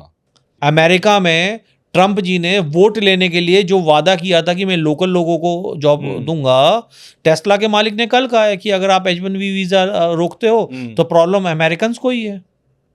क्या काबिलियत है वहां के लोगों में? मैं लोगों के दिमाग पे उंगली नहीं उठा रहा, क्या उस सिस्टम ने बच्चों को उतना काबिल होने के लायक छोड़ा? निर्मल, 2 एग्जाम्पल है। एक किसान का बेटा है, उसे पता है तेरे पास 10 बीघे ज़मीन है, खेती में तेरा सर्वाइवल नहीं है, तू शहर में जाएगा तो तुझे कुछ करना पड़ेगा। वो शहर में जाता है तो उसे लगता है कि यार मुझे घर भी लेना है, बच्चों को भी पढ़ाना है, वो तो उसकी अपनी थॉट प्रोसेस के कारण वो अपनी चीज़ें बढ़ाता है, एफिशिएंसी बढ़ाता है और खर्चे कम रखता है। और वहीं एक वनस्पति, एक अमीर बाप का बेटा जिसे पता है कि कोई बात नहीं, तू कर ना कर, पापा तुझे खिलाएंगे पिलाएंगे बढ़िया, तो 11 बजे सो के उठता है, रात के 2-2 बजे तक फ़ोन देखता है। तो यही दोनों इकनॉमी में फ़र्क है। जो डेवलप्ड इकनॉमी है, जो हम फ्रांस की कहते हैं, जर्मनी की कहते हैं, अमेरिका की कहते हैं, अमेरिका तो फिर भी आउटसाइडर्स हैं, लोकल तो थे ही नहीं वहाँ, और यूके से बड़ी तो कोई आप नहीं मान सकते ना, जो रिच कल्चर है। आज यूके में हो क्या रहा है? टैक्स पे tax, inherit tax. Lakshmi Mittal जो आर्सल मित्तल है, स्विट्जरलैंड शिफ्ट हुए हैं। इतना टैक्स लगा, इसी वजह से हुए हैं, और कोई टैक्स की वजह से हुए हैं। दीपक जी, मैं देख रहा हूँ आप बड़ी तैयारी के साथ आए, स्केच वगैरह लेकर के। मैप की बात कर रहे थे आप, जो मल्टी मॉडल हब बन रहा था लॉजिस्टिक, और उसके आसपास जो भी चीज़ें थी, तो मैं चाहूँगा कि आप वो मैप बना के दिखाएं हमारे व्यूअर्स को कि क्या डेवलपमेंट हो रहा है और कैसे, कहाँ, थोड़ा समझ में आएगा। धर्मेंद्र जी, जब तक ना आप देखते नहीं है, सीइंग इज बिलीविंग। हाँ, तो मेरा पर्पज़ ये रहता है कि मैं थोड़ा सा जो भी बात करूं वो करेक्ट इन्फॉर्मेशन के साथ करूं, और उस लेवल पे और ऐसे करूं कि कोई भी हमारा जो एक लेमैन पर्सन है वो भी अगर अंडरस्टैंड करने की कोशिश करे। और प्रॉपर्टी में देखिए, property is the only thing जो लोग को बना देती है, और property is the only thing जो बर्बाद कर देती है। अगर आप इस पर थोड़ा सा अथॉरिटीज़ का और गवर्नमेंट की पॉलिसी के अगेंस्ट प्लान करेंगे तो 99% चांसेस है कि आपका अच्छा रिटर्न आएगा। तो मैं वही कोशिश करने की कोशिश करूँ। ठीक है, आप बनाइए। आप जब मैप बनाइएगा तो एक चीज़ का ध्यान रखिएगा कि लोगों को कनेक्ट करते रहिएगा। लोग आपको देखें, लोग आपको समझे, जो इन्वेस्टमेंट कर चुका है वो भी समझे, जो इन्वेस्टमेंट करना चाहता है वो भी समझे कि उसको इससे फ़ायदा क्या होगा। तो धर्मेंद्र जी, इसमें हम क्या करते हैं, हमसे सबसे पहले देखते हैं कि क्या कहाँ चीज़ें कैसे आ रही हैं। ये हमारा NH24 है जो अब काफ़ी इम्पोर्टेंट रोल ले चुका है, जो मेरठ तक एक लाइफलाइन बन चुकी है बहुत अच्छी। यहाँ हम आते हैं तो ये हमारा ग्रेटर नोएडा का सबसे बड़ा जो सेंटर है, जिसे हम परी चौक कहते हैं। परी चौक से अगर हम थोड़ा इस साइड आते हैं तो ये हमारा यमुना एक्सप्रेसवे आ जाता है, और ये हमारा एशिया का सबसे बड़ा एयरपोर्ट आ गया, जेवर एयरपोर्ट। जेवर एयरपोर्ट। अब जैसे नीलमणि जी ने पूछा था कि नोएडा की लिमिटेशन क्या है, कि ये हमारा यमुना रिवर आ गया और ये हमारा हिंडन रिवर आ गया और ऊपर आ गया NH24। तो नोएडा सिर्फ ये लिमिटेड है, ट्रायंगल है, it can not be expanded, right. जैसे ही हिंडन रिवर क्रॉस करते हैं ये हमारा ग्रेटर नोएडा वेस्ट आ जाता है, ये ग्रेटर नोएडा ईस्ट आ जाता है, और ये Yamuna expressway industrial development authority आ जाती है, राइट। अब हम ब्रॉडर मार्जिन पे देखते हैं। यहाँ से हमारा एक एक्सप्रेसवे आता है जिसे हम NH91 कहते हैं, जो GT रोड भी है, जिसे शेरशाह सूरी जी ने बनवाया था, पठानकोट से कलकत्ता। ये मेजर लाइफलाइन रही थी और इसीलिए इम्पोर्टेंट भी थी इंडिया में। एक और इम्पोर्टेंट एक्सप्रेसवे आ रहा है जिसे हम ईस्टर्न एक्सप्रेसवे बोलते हैं। ईस्टर्न पेरिफेरल है ना, ईस्टर्न पेरिफेरल एक्सप्रेसवे दिल्ली के चारों तरफ है। यहाँ ईस्टर्न कहा जा रहा है और उस साइड वेस्टर्न कहा जा रहा है। अब इसमें अगर हम थोड़ा सा मार्क करें, मैं डिफरेंट कलर से मार्क कर देता हूं, कि परी चौक से थोड़ा सा लेफ्ट लेके अगर हम यहाँ जाते हैं, यहाँ एक इंटरसेक्शन पॉइंट है जिसे हम बोड़ाकी बोलते हैं। जैसे मैंने आपको बताया कि सबसे इम्पॉर्टेंट जो मतलब आप ये इंटेंसिटी समझिए, जो एयरपोर्ट है ये लगभग 27,000 करोड़ का प्रोजेक्ट है, और जिस मैं बोड़ाकी की बात कर रहा हूँ ये इससे 5 गुना बड़ा प्रोजेक्ट है, 1.25 लाख करोड़ का प्रोजेक्ट है। अच्छा, इसमें क्या हुआ, इसमें हुआ कि ऊपर लुधियाना से एक मालगाड़ी का रास्ता ये लेके आए और बोड़ाकी से होते हुए ये धनकुनी कलकत्ता पहुंच गए। ये धनकुनी, ये मालगाड़ी का रूट है। हाँ, फ्रेट कॉरिडोर मालगाड़ी के लिए बनाया है। ठीक है। बोड़ाकी से दूसरा जो इन्होंने बनाया है, ये बनाया है बॉम्बे के लिए। ये जा रहा है जवाहरलाल नेहरू पोर्ट ट्रस्ट, महाराष्ट्र। इस वाले को हम क्या कहते हैं, इसको कहते हैं western DFC, dedicated freight corridor, जो वेस्टर्न साइड है। ये ईस्टर्न डेडिकेटेड फ्रेट कॉरिडोर। इसमें अब 3 हिस्से हैं। एक हिस्सा क्या है, जहां ये जा रहा है और यहाँ की कनेक्टिविटी, ये है आपका integrated industrial township greater Noida, ये वाला एरिया। अच्छा, इसमें आज हायर और बहुत सारी कंपनीज फंक्शनल है। इसी में जो बात हो रही है कि जापान और वहाँ के कोरिया के जो सिटीज हैं, यहीं इसमें जापानीज कंपनीज भी हैं, जर्मन कंपनी भी हैं, बट वो जो जापान और उसकी बात हो रही है वो यहाँ सेक्टर 4A 5A हाँ। यमुना एक्सप्रेसवे पे हैं। अच्छा अमेरिकन सिटी की भी बात हो रही है। अच्छा। दूसरा, अब जब यहाँ हमने कार्गो बना दिया, अब हुआ क्या, पहली कनेक्टिविटी हमारी हो गई है ईस्टर्न एक्सप्रेसवे, दूसरी हो गई जीटी रोड, तीसरी हो गई फ्रेट कॉरिडोर रेलवे। ये अपने आप में मल्टी मॉड्यूलर ट्रांसपोर्ट हब हो गया। यहाँ जो है, ये जो एरिया है इसे कहते हैं कप्पा 2। यहां ये बना रहे हैं मल्टी मॉड्यूलर ट्रांसपोर्ट हब, क्योंकि ट्रांसपोर्टेशन तो यहीं से होनी है भाई, सड़क से होनी है तो इधर ले जाएं, इधर ले जाएं, और फ्रेट से ये सब है। और ये लॉजिस्टिक के लिए, इस फ्रेट कॉरिडोर के इधर ये लॉजिस्टिक के लिए है, मल्टी मॉड्यूलर लॉजिस्टिक हब। ठीक है। तो आपका ये हो गया IIT GN, ये हो गया आपका मल्टी मॉड्यूलर ट्रांसपोर्ट हब, ये लॉजिस्टिक हब, और ये हो गया बोड़ाकी, जहां दोनों फ्रेट कॉरिडोर सिर्फ यही टच हो रहे हैं। इंटरसेक्शन है। हाँ। एक दिन में जो फ्रेट कॉरिडोर मालगाड़ी से जो सामान लाएगा, उसे आज संभालने के लिए 5,08,000 ट्रक डेली चाहिए। अब ये क्या है यहां से, अच्छा, अब इसमें मैं पिछली बार पॉडकास्ट में बात की थी कि ये हो गया हमारा डेडिकेटेड फ्रेट कॉरिडोर। तो भाई ये DMIC क्या है, दिल्ली मुंबई इंडस्ट्रियल कॉरिडोर, जो इससे भी 5 गुना बड़ा प्रोजेक्ट है। मतलब एयरपोर्ट से 5 गुना बड़ा प्रोजेक्ट है आपका डेडिकेटेड फ्रेट कॉरिडोर, जिसमें ईस्टर्न वेस्टर्न है, और इससे 5 गुना बड़ा प्रोजेक्ट है लगभग 6.5 लाख करोड़ का DMIC, Delhi Mumbai industrial corridor. अब इसमें क्या है, जहां जहां ये आपका वेस्टर्न फ्रेट कॉरिडोर जा रहा है, इसके 150 किलोमीटर की रेंज में इंडस्ट्रियलाइजेशन होएगा। अच्छा, पूरी कॉरिडोर पे? पूरे कॉरिडोर में। अभी इनिशियली इन्होंने 23 पैचेस लिए हैं, बट इन फ्यूचर करना पड़ेगा क्योंकि ट्रांसपोर्टेशन बड़ी इजी हो जा रही है। ठीक है। अहमदाबाद के पास यहाँ धुलेरा है, वो भी बहुत बिग नाम सुनने में आता, धुलेरा जी। और ये आपका बोड़ाकी के इस साइड, ये आपका हो गया दादरी नोएडा गाजियाबाद इन्वेस्टमेंट रीजन, जिसे हम न्यू नोएडा भी कहते हैं। अच्छा, ऐसा है ना, जितना नीलमणि जी जो आप कह रहे थे, जितना एरिया इसका है नोएडा का, इतने एरिया इन 80 गांवों का एक्वायर हो रहा है। तो जो अभी हमने देखा है वो तो कुछ भी नहीं है। अच्छा, यहां से सेक्टर 21 से यमुना एक्सप्रेस से ये सीधे यहां से रोड इन्होंने पास कर दिया, गंगा एक्सप्रेसवे जो मेरठ से प्रयागराज जा रही है। अच्छा, ये रोड पास हो गया, वो जो ये 74 किलोमीटर की पास हो गई है। ठीक है।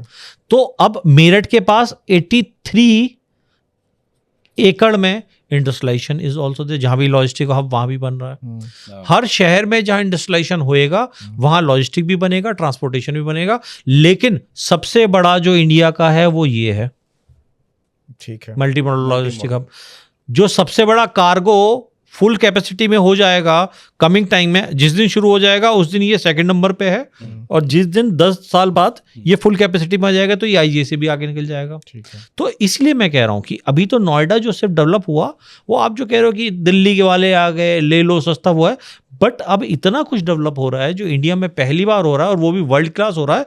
तो अब ऑक्यूपेशंस की बहुत कमी। आप ये मानो यमुना एक्सप्रेसवे, जो ये यमुना एक्सप्रेसवे अथॉरिटी है, इसमें एक्सपेक्टेड पॉपुलेशन इन 2031 जो है वो 36 लाख है, नोएडा से तिगनी। ठीक है। 36 लाख को अगर मैं 4 से डिवाइड कर दूं, एक घर में 4 लोग रहते हैं, लगभग 9 lakh housing unit is required, और सप्लाई आज 1 लाख की भी नहीं है, जिसमें हम अथॉरिटी के भी मिला लें, प्लॉट भी मिला लें, हम बिल्डर के भी मिला लें। अच्छा, 1 लाख भी नहीं है? 1 लाख भी नहीं है। Same goes with this multi modal logistic hub, multi modal transport hub, और ये इंटीग्रेटेड इंडस्ट्रियल टाउनशिप जो है, इसकी वजह से लगभग 2 lakh jobs will be created. इसके ही अकोमोडेट करने के लिए new Noida is coming. Okay. तो प्लानिंग बहुत बड़ी है। अभी आप ये मानो न्यू नोएडा बिकेगा, और जो Yamuna express industrial development authority part 2 है वो आगरा तक है। ठीक है।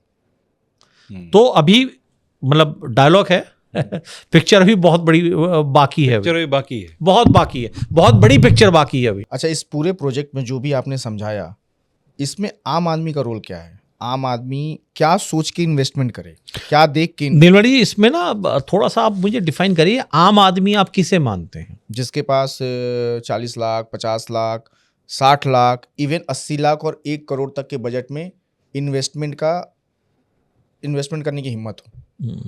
मैं आम आदमी उसे मानता हूं जो एनसीआर में पहली बार आया और उसके बाद अपने रहने के लिए घर भी नहीं है, उसकी पहली नीड है घर, क्योंकि उसकी सैलरी 1 लाख रुपए 1.5 लाख रुपए है। ठीक है। देखिए, थोड़ा सा मैं रियल एस्टेट में हूँ तो थोड़ा सा अपना एक्सपीरियंस शेयर करूंगा। आज एक लड़का आता है, 20-25 हज़ार की जॉब करता है, 3-4-5 साल में 70-80 तक पहुंचता है, इतनी उसकी वुड बी वाइफ कमाती है, तो दोनों 1.5-2 लाख रुपए फिर किराए पे नहीं रहना चाहते, अपना लेते हैं, तो सबसे पहले वो घर लेते हैं। तो आप ये मानो कि कोई भी आम आदमी आज दिल्ली में नहीं रह रहा, ठीक है, सेंटर में पैसे वाले रहते हैं और थोड़े से कम पैसे वाले साइड में रहते हैं। तो आज ये जो आपका पैच है, अगर मैं इससे बात करूं, ये हमारा कालिंदी कुंज है, ये हमारा डीएनडी है, ये कालिंदी कुंज से परी चौक तक ये जो एरिया है, यहां लग्जरी फ्लैट्स आर कमिंग। कोई भी प्लॉट 2 लाख रुपए गज से कम नहीं है। तो आप ये मानो आम आदमी है, 100-150 गज का भी प्लॉट लेगा तो 3 करोड़ का प्लॉट कंस्ट्रक्शन से ही 4.5 करोड़ का, तो उसे तो मैं आम आदमी नहीं मान सकता, क्योंकि इनपुट और दे देता हूं। इंडिया में जो 1 लाख रुपए भी कमा रहा है वो भी 3% में आ जा रहा है, और जो 3 लाख रुपए कमा रहा है वो 1% में आ जा रहा है। तो ये तो हम 1-2%। हाँ, जो लोग यहाँ जॉब करेंगे वो ग्रेटर नोएडा वेस्ट में ले सकते हैं, वो यमुना एक्सप्रेसवे अथॉरिटी में यहाँ ले सकते हैं, और ग्रेटर नोएडा वेस्ट में ले सकते हैं। अच्छा। इन तीनों जगह जो फ्लैटों की रेंज है, अगर मैं सही जा रहा हूँ, आप जो पूछना चाहते हैं, लगभग 7-8 हज़ार रुपये स्क्वायर फीट में flat ready to move in मिल जाते हैं। लग्जरी साइट में 10-12 हज़ार रुपये पर स्क्वायर फीट में फ्लैट मिल जाते हैं। मतलब 1-1.25 करोड़ में आपको अच्छा फ्लैट यहाँ मिल जा रहा है। अच्छा, ठीक है, 80 लाख का भी मिलता है, ऐसा नहीं है। और आप ये कह रहे हैं कि आने वाले समय में जब ये ग्रोथ और होगी तो यही लोग जब प्रॉपर्टी ले, मतलब रीच से बाहर हो जाएगी, तो वही लोग यहां greater Noida second, new Noida और यमुना एक्सप्रेसवे 2 यहां ले रहे होंगे। Delhi is the epicentre. कीमतें बढ़ेंगी, लोग राइट वैल्यू के लिए थोड़ा बाहर जाते रहेंगे, तो मजबूरी भी हो जाती है। मजबूरी नहीं है, मजबूरी नहीं कहूंगा वैसे। आज सेंट्रल दिल्ली में आप चले जाओ, गाड़ी पार्क नहीं कर सकते, आपके बच्चों के लिए ढंग का स्कूल नहीं है, ढंग का हॉस्पिटल नहीं है। आप गुड़गांव मेदांता में जाओ, आपको लग्जरी फीलिंग आती है। आप कहीं दिल्ली के अच्छे और हॉस्पिटल चले जाओ, आपको ऐसा लगता है पता नहीं कहाँ चिड़ियाघर में आ गए। तो अगर आपको फैसिलिटी चाहिए तो फैसिलिटीज आज बनेगी ना, आज बनेगी तो इसके लिए तो आपको खर्च भी करना पड़ेगा ना, बिना नहीं, खर्च के अलावा भी यू नीड जमीन नहीं है नीलमणि जी। आज नोएडा में सारे स्कूल्स का डेवलपमेंट हो रहा है, बड़े बड़े पार्क्स हैं, बड़े बड़े गेम्स के लिए हैं, बट दिल्ली में तो वो सोच ही नहीं। होता क्या है, इसमें 2 चीज़ें हैं। टाइम के साथ ना आपकी एक्सपेक्टेशंस बढ़ती हैं, टाइम के साथ बढ़ती हैं भाई, ठीक है। पहले हवाई जहाज में बैठने की एक्सपेक्टेशन थी, अब थोड़ा लग्जरी साइड में कि लेग स्पेस ज़्यादा हो, मुझे खाने पीने का मिले, मुझे ड्रिंक्स भी इन्वॉल्व करनी है। तो ये क्या होता है, जब हमारा बेयर मिनिमम उससे आ जाते हैं एक, तो ऊपर थोड़ा लग्जरी साइड में जाते हैं। तो ये है। ठीक। दीपक जी, ये सब तो बातें बहुत अच्छी हैं, ग्लिटरिंग हैं, चमकदार हैं। 5 साल बाद मैं चाहता भी हूँ कि नोएडा ऐसा शहर बने, देश का सबसे अच्छा शहर हो, लेकिन इसी नोएडा की समस्याएं बहुत हैं जो पीछे चली आ रही हैं, आज तक जूझ रहे हैं लोग। पैसा दे दिया, मकान का कब्जा मिल गया कुछ लोगों को, रजिस्ट्री नहीं हो पा रही है, उस पर क्या हो रहा है? अभी गोदरेज 150 में 6-7 टावर के लोग कोर्ट में चले गए, और उनका क्योंकि वहाँ स्पोर्ट्स सिटी में कुछ थोड़ी सी दिक्कत थी, तो उन्होंने कहा कि आप ओसी दे दो, पार्शियल ओसी दे दो। आपको पता 3-4 हज़ार रुपये पर स्क्वायर फीट रेट बढ़ गया है रीसेल में। 1600-1700 स्क्वायर फीट का फ्लैट लगभग 50 लाख रुपए महंगा हो गया सिर्फ इस डिसीजन से। ठीक है। तो ऐसे लोगों को जिन्हें आप थोड़ा परेशान कह रहे हो, मुझे लगता है वो तो गोल्ड माइन पे बैठे हुए हैं कि जरा सा भी चेंज होते हुए, मतलब कम से कम हम उस हालात पे तो पहुंचे, क्योंकि एयरपोर्ट आ गया, ये सब आ गया, बाहर के लोग आ रहे हैं, एक फ्लैट पे रेंट पे लेने वाले 4 हैं। तो कंडीशंस चेंज हो रही हैं, पॉजिटिव है। और जो गलतियां हो चुकी हैं अथॉरिटी से या बिल्डर से, उसके लिए तो हम टाइम ही दे सकते हैं। बट फिर मैं आपके पॉडकास्ट में हर बार ये कहता हूँ, कोई फाइनेंशियल नुकसान में ना है ना रहेगा। ये लेकिन जब इंसान रात में सोता है तो उसको लगता है ना कि मेरे पास है, पेपर पे मेरा नहीं है। रजिस्ट्री ही एक वैल्यू मानी जाती है ना, रजिस्टर्ड है। नहीं, ऐसा नहीं है। क्यों? बिल्डर के पास है अगर, ऐसे मैं बहुत प्लॉट दिखा दूंगा जिसमें रजिस्ट्री कब्जा नहीं है, म्यूटेशन नहीं करवाई थी। नहीं वो ठीक है, लेकिन अगर रजिस्ट्री, फिर आप कहेंगे हाँ। कि इसमें 12 साल में नाम होना चाहिए। देखिए होता क्या है कि नहीं मैं फ्लैट की बात कर रहा हूँ। आप प्रॉपर्टी की बात करो। हाँ प्रॉपर्टी की बात कर रहा हूँ। प्रॉपर्टी में बहुत ज्यादा पैसा इन्वॉल्व है, हाँ। आप बहुत ज्यादा वरीड रहोगे। हाँ आज प्रॉपर्टी अगर 10 रुपए की होती तो आप वरीड ना रहते। वो बात जब पैसा ज्यादा लगे तो, और इसका सॉल्यूशंस हो रहा है, कोर्ट भी लगा हुआ है, आपका बिल्डर्स भी लगे हुए हैं। क्योंकि होता क्या है कि अगर रजिस्ट्री की वैल्यू नहीं होती तो गवर्नमेंट क्यों करती है इसको? फिर जरूरत क्या थी रजिस्ट्री करने की अगर वैल्यू नहीं होती तो? मेरा सवाल ये है। गवर्नमेंट अपने स्टैम्प ड्यूटी के लिए करती है, लेकिन उसकी अब वैल्यू अब कहाँ हो कोर्ट रहा में है? तो वही काम आता है ना। नहीं, कोर्ट में आ रहा है। अब जो डीएम रजिस्ट्री हो रही है बिना ओसी और सीसी के, वो रजिस्ट्री भी वैसे ही कर दे रहे हैं। वो क्या है? वो तो वो सिर्फ- श्योरिटी दे रहे हैं वो आपको। तो टाइम पास है। टाइम पास है ना, क्योंकि pressure तो है। आप ये मत बोलो कि registry can give you peace. आप अपने घर में रह रहे हो, चीजें संभल रही है। सबसे बड़ी चीज, उस जगह की कीमत बढ़ रही है।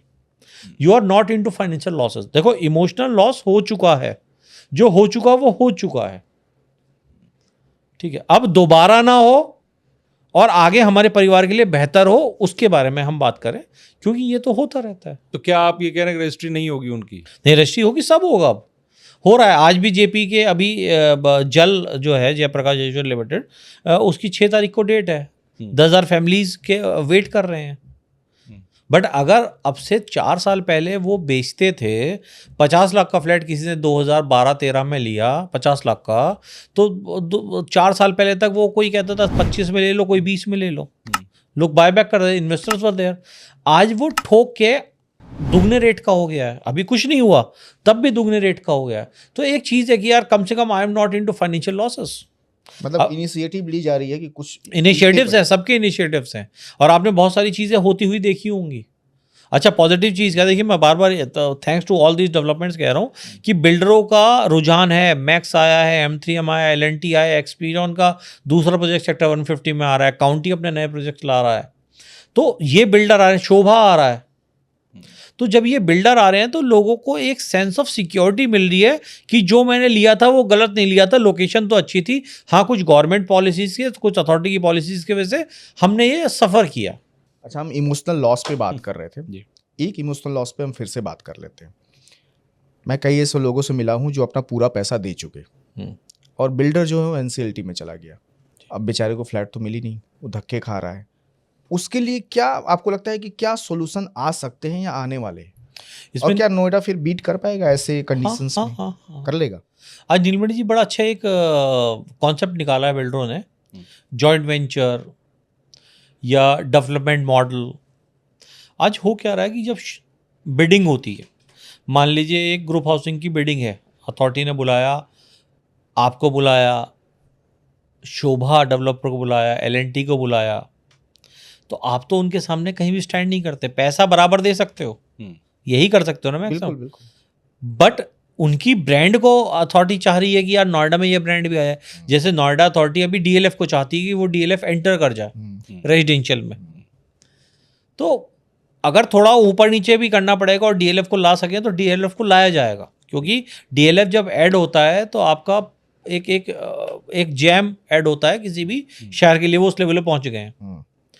अब इसमें वो बिल्डर क्या करे जो पैसे होने के बावजूद भी उसे अलॉट नहीं हो रहा, तो वो फिर ऐसे बिल्डर से जॉइंट वेंचर कर ले रहा है। जैसे अभी सेक्टर 107 में है, मैं बिल्डर का नाम नहीं लूँगा, एस ने उसके साथ जॉइंट वेंचर कर लिया। तो ऑलरेडी NCLT में जो गया है, NCLT में जाने के बाद क्या हुआ, उन्होंने फाइनेंशियल असेसमेंट करा, और वो भी तो आगे किसी ना किसी से बनवाएंगे। पहले NVCC से बनवा रहे थे Amrapali, but NVCC is taking too much time. तो उन्हें ये समझ में आ गया, तो वो दूसरे बिल्डर को ऑप्शन देते हैं कि आप एंटर कर जाओ, या बिल्डर खुद ही ऑप्शन NCLT में जाने से पहले ऑप्शन दे देता है कि आप आ जाओ। तो विन विन सिचुएशन है, क्योंकि demand is already there in the market for Gautam Buddh Nagar. सब चाहते हैं गौतम बुद्ध नगर में अपनी प्रॉपर्टी हो। तो अगर कोई ऐसी स्टक प्रॉपर्टी भी है जहाँ बिल्डर के पास उतने फंड्स नहीं हैं और बिल्डर को भी ये समझ में आ गया कि यार जेल भी जाना पड़ेगा, तो बिल्डर दूसरे बिल्डर के साथ जाके जॉइंट वेंचर करो। इस नॉर्म्स पे कम से कम 10 प्रोजेक्ट साथ चल रहे हैं और they are getting good things. इसका मतलब जिन्होंने पैसे लगाए हैं और जो ये सोच रहे हैं कि बिल्कुल सेफ पैसे हैं, सेफ है पैसे। अच्छा, एनसीएलटी में ही जाने की बात है। जैसे अब एनसीएलटी में गया और एनबीसीसी को मिल गया प्रोजेक्ट बनाने के लिए। अब एनबीसीसी ने भी कई बार कुछ चेक किया, नहीं किया, कई लोगों के फ्लैट कैंसिल कर दिए गए। उन्होंने पैसे भी दे रखे हैं, उनके पास कुछ डॉक्यूमेंट्स भी हैं, फिर भी तरह तरह के पेपर्स मांगे जा रहे हैं, लोग परेशान घूम रहे हैं। आपको आइडिया होगा इस चीज़ का। नहीं, एनबीसीसी में क्या निकाला उन्होंने कि जिसने प्रोजेक्ट रुकने से पहले 50% पैसा दे दिया था तो उसकी तो यूनिट लाइव है, ठीक है। और अगर किसी ने 50% भी नहीं दिया था उसके उन्होंने कैंसिलेशन करे। एनबीसीसी का क्लियर कहना है कि भाई अगर फंड फ्लो नहीं आएगा तो मैं कहाँ से बनाऊंगा। तो ये थोड़ा सा मैं कहूँगा कस्टमर से जागरूक रहें और कम से कम बिल्डर से कम्युनिकेट करते रहें। इसमें मैंने बहुत सारे केसेस देखे कि हमें 5 साल बाद 10 साल बाद हम गए तो एनबीसीसी ने हमारा फ्लैट बेच दिया। मेल पे कम्युनिकेशन करते रहे हैं, वहाँ जाते रहें, अपना लोकेशन मार्क करते रहें, वहाँ डेट देखते रहें कि इस डेट को मैं आया था, कंसर्न बंदे को आप रेज करते रहें, रिटर्न में एप्लीकेशन देते रहें। तो मुझे नहीं लगता कि बहुत कुछ होगा। देखिए, जो सोता है वो खोता है, ठीक है, जागना तो पड़ेगा। जो जागरूक है उसे दिक्कत नहीं आ रही है। अब बात कर रहे हैं, एक तरफ तो लोग परेशान हैं, जैसा कि हम लोग जो अभी बात कर रहे थे पिछले 2 सवालों में, दूसरी तरफ कई ऐसे बिल्डर हैं जो बड़े बड़े प्रोजेक्ट्स ला रहे हैं। तो ये कैसा ट्रेंड चल रहा है? मतलब एक तरफ लोग परेशान हैं जिन्होंने अपनी सारी कमाई लगा दी, सारी पूंजी लगा दी, बावजूद उनको फ्लैट नहीं मिले। दूसरी तरफ वही बिल्डर जो बड़े बड़े बिल्डर्स हैं, बड़े नामी बिल्डर्स हैं, वो अपने बड़े बड़े प्रोजेक्ट्स लेके आ रहे हैं, करोड़ों के प्रोजेक्ट्स लेके आ रहे हैं। तो कहीं ऐसा तो नहीं कि आने वाले समय में जो अभी प्रोजेक्ट्स नए लॉन्च हो रहे हैं उनका भी हश्र वही होगा जो बीते 10 साल, 12 साल, 15 साल पहले हुआ? नीलमणि, ऐसा नहीं होता। देखिए, मैं फिर उस पर कहूँगा, नोएडा था, दिल्ली के पास है, आप प्रॉपर्टी ले लो। क्योंकि मैं एससीएल में जॉब कर रहा हूँ, ले लिया। एससीएल वाले को बाहर जाना पड़ा, उसने कहा कि रेंट पे दे देते हैं, रेंटल के लिए लोग नहीं मिले क्योंकि उतनी कंपनीज नहीं थी, उतने एम्प्लॉयज़ नहीं थे, उतनी paying capacity was not there. अच्छा, फिर ये बिल्डर्स का हो गया, 2010-11 से स्टार्ट हुआ, फिर ये गिरता ये सारे बिल्डर्स एनसीएलटी में जाने की लाइन लग गई है। तो लोगों के पास ऐसा नहीं है, पैसा नहीं है। आज जो फ्लैट वाले हैं, अगर आप उनसे बात करोगे, उनके पास उतना फ्लैट, भाई अगर उन्होंने 2014 में फ्लैट ले लिया था तो तब से तो कंटिन्यूसली काम ही कर रहे हैं ना, सैलरी दुगनी तिगनी हो गई होगी ना। तो इट इज़ नॉट वो आपका फाइनेंशियल, इट इज़ इमोशनल नहीं लगाना। Now coming to your point, अब नोएडा एक इंटरनेशनल हब बन गया है। आज हम नोएडा की बात करते हैं तो हमारे यहाँ काफ़ी बुकिंग्स आती है। आज मैं जिस कंपनी में हूँ और जो 400 की कंपनी है, हम अगर 400 सेल्स महीना करते हैं तो लगभग 50 सेल्स इंटरनेशनल या बेंगलोर या बॉम्बे से आती हैं। अभी शोभा ने एक प्रोजेक्ट ग्रेटर नोएडा में धर्मेंद्र जी लॉन्च किया है। लोकल बहुत कम लोगों ने खरीदा, 2 बेडरूम फ्लैट लगभग 2.25 करोड़ के आसपास का बैठता है।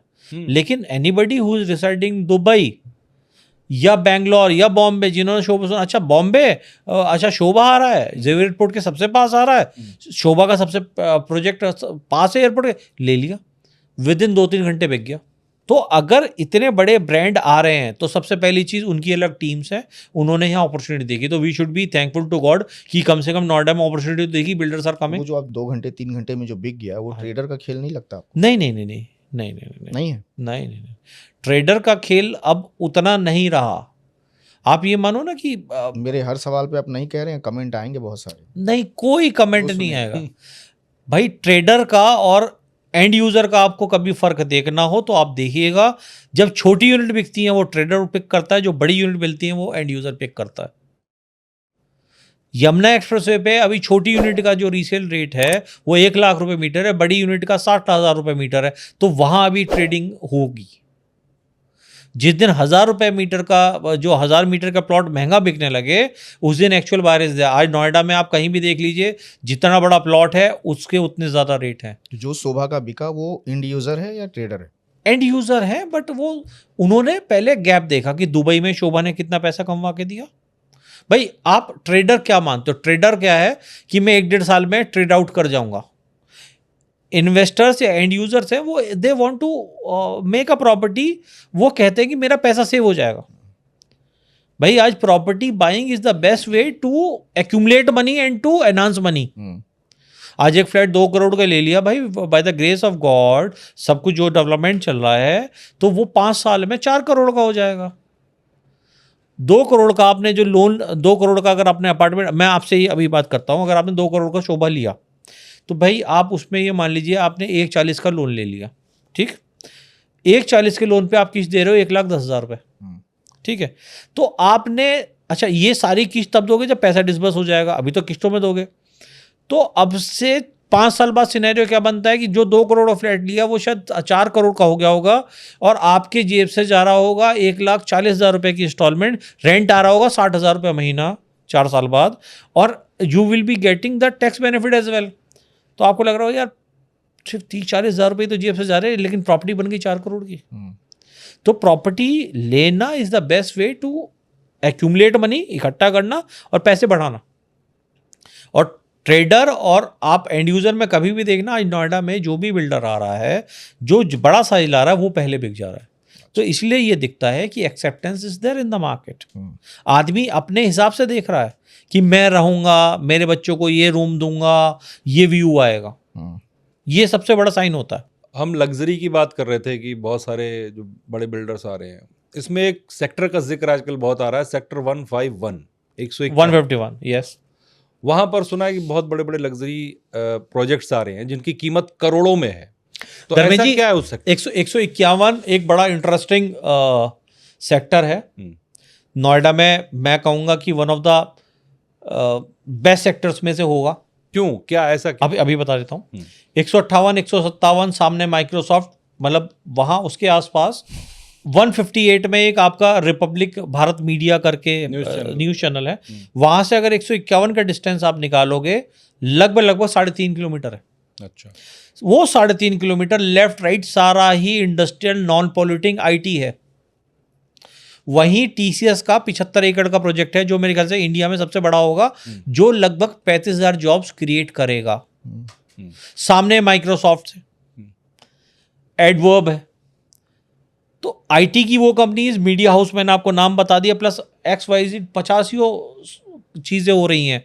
तो टेंटेटिव अगर मैं जॉब देखता हूँ, अगर 75 एकड़ में आप ये मानो 35,000 जॉब्स आ रही हैं TCS में, तो उस पूरे सेक्टर में लगभग 2 लाख जॉब्स आएंगी। 157, 158, 156 में 2 लाख जॉब्स आएंगी, 153 में।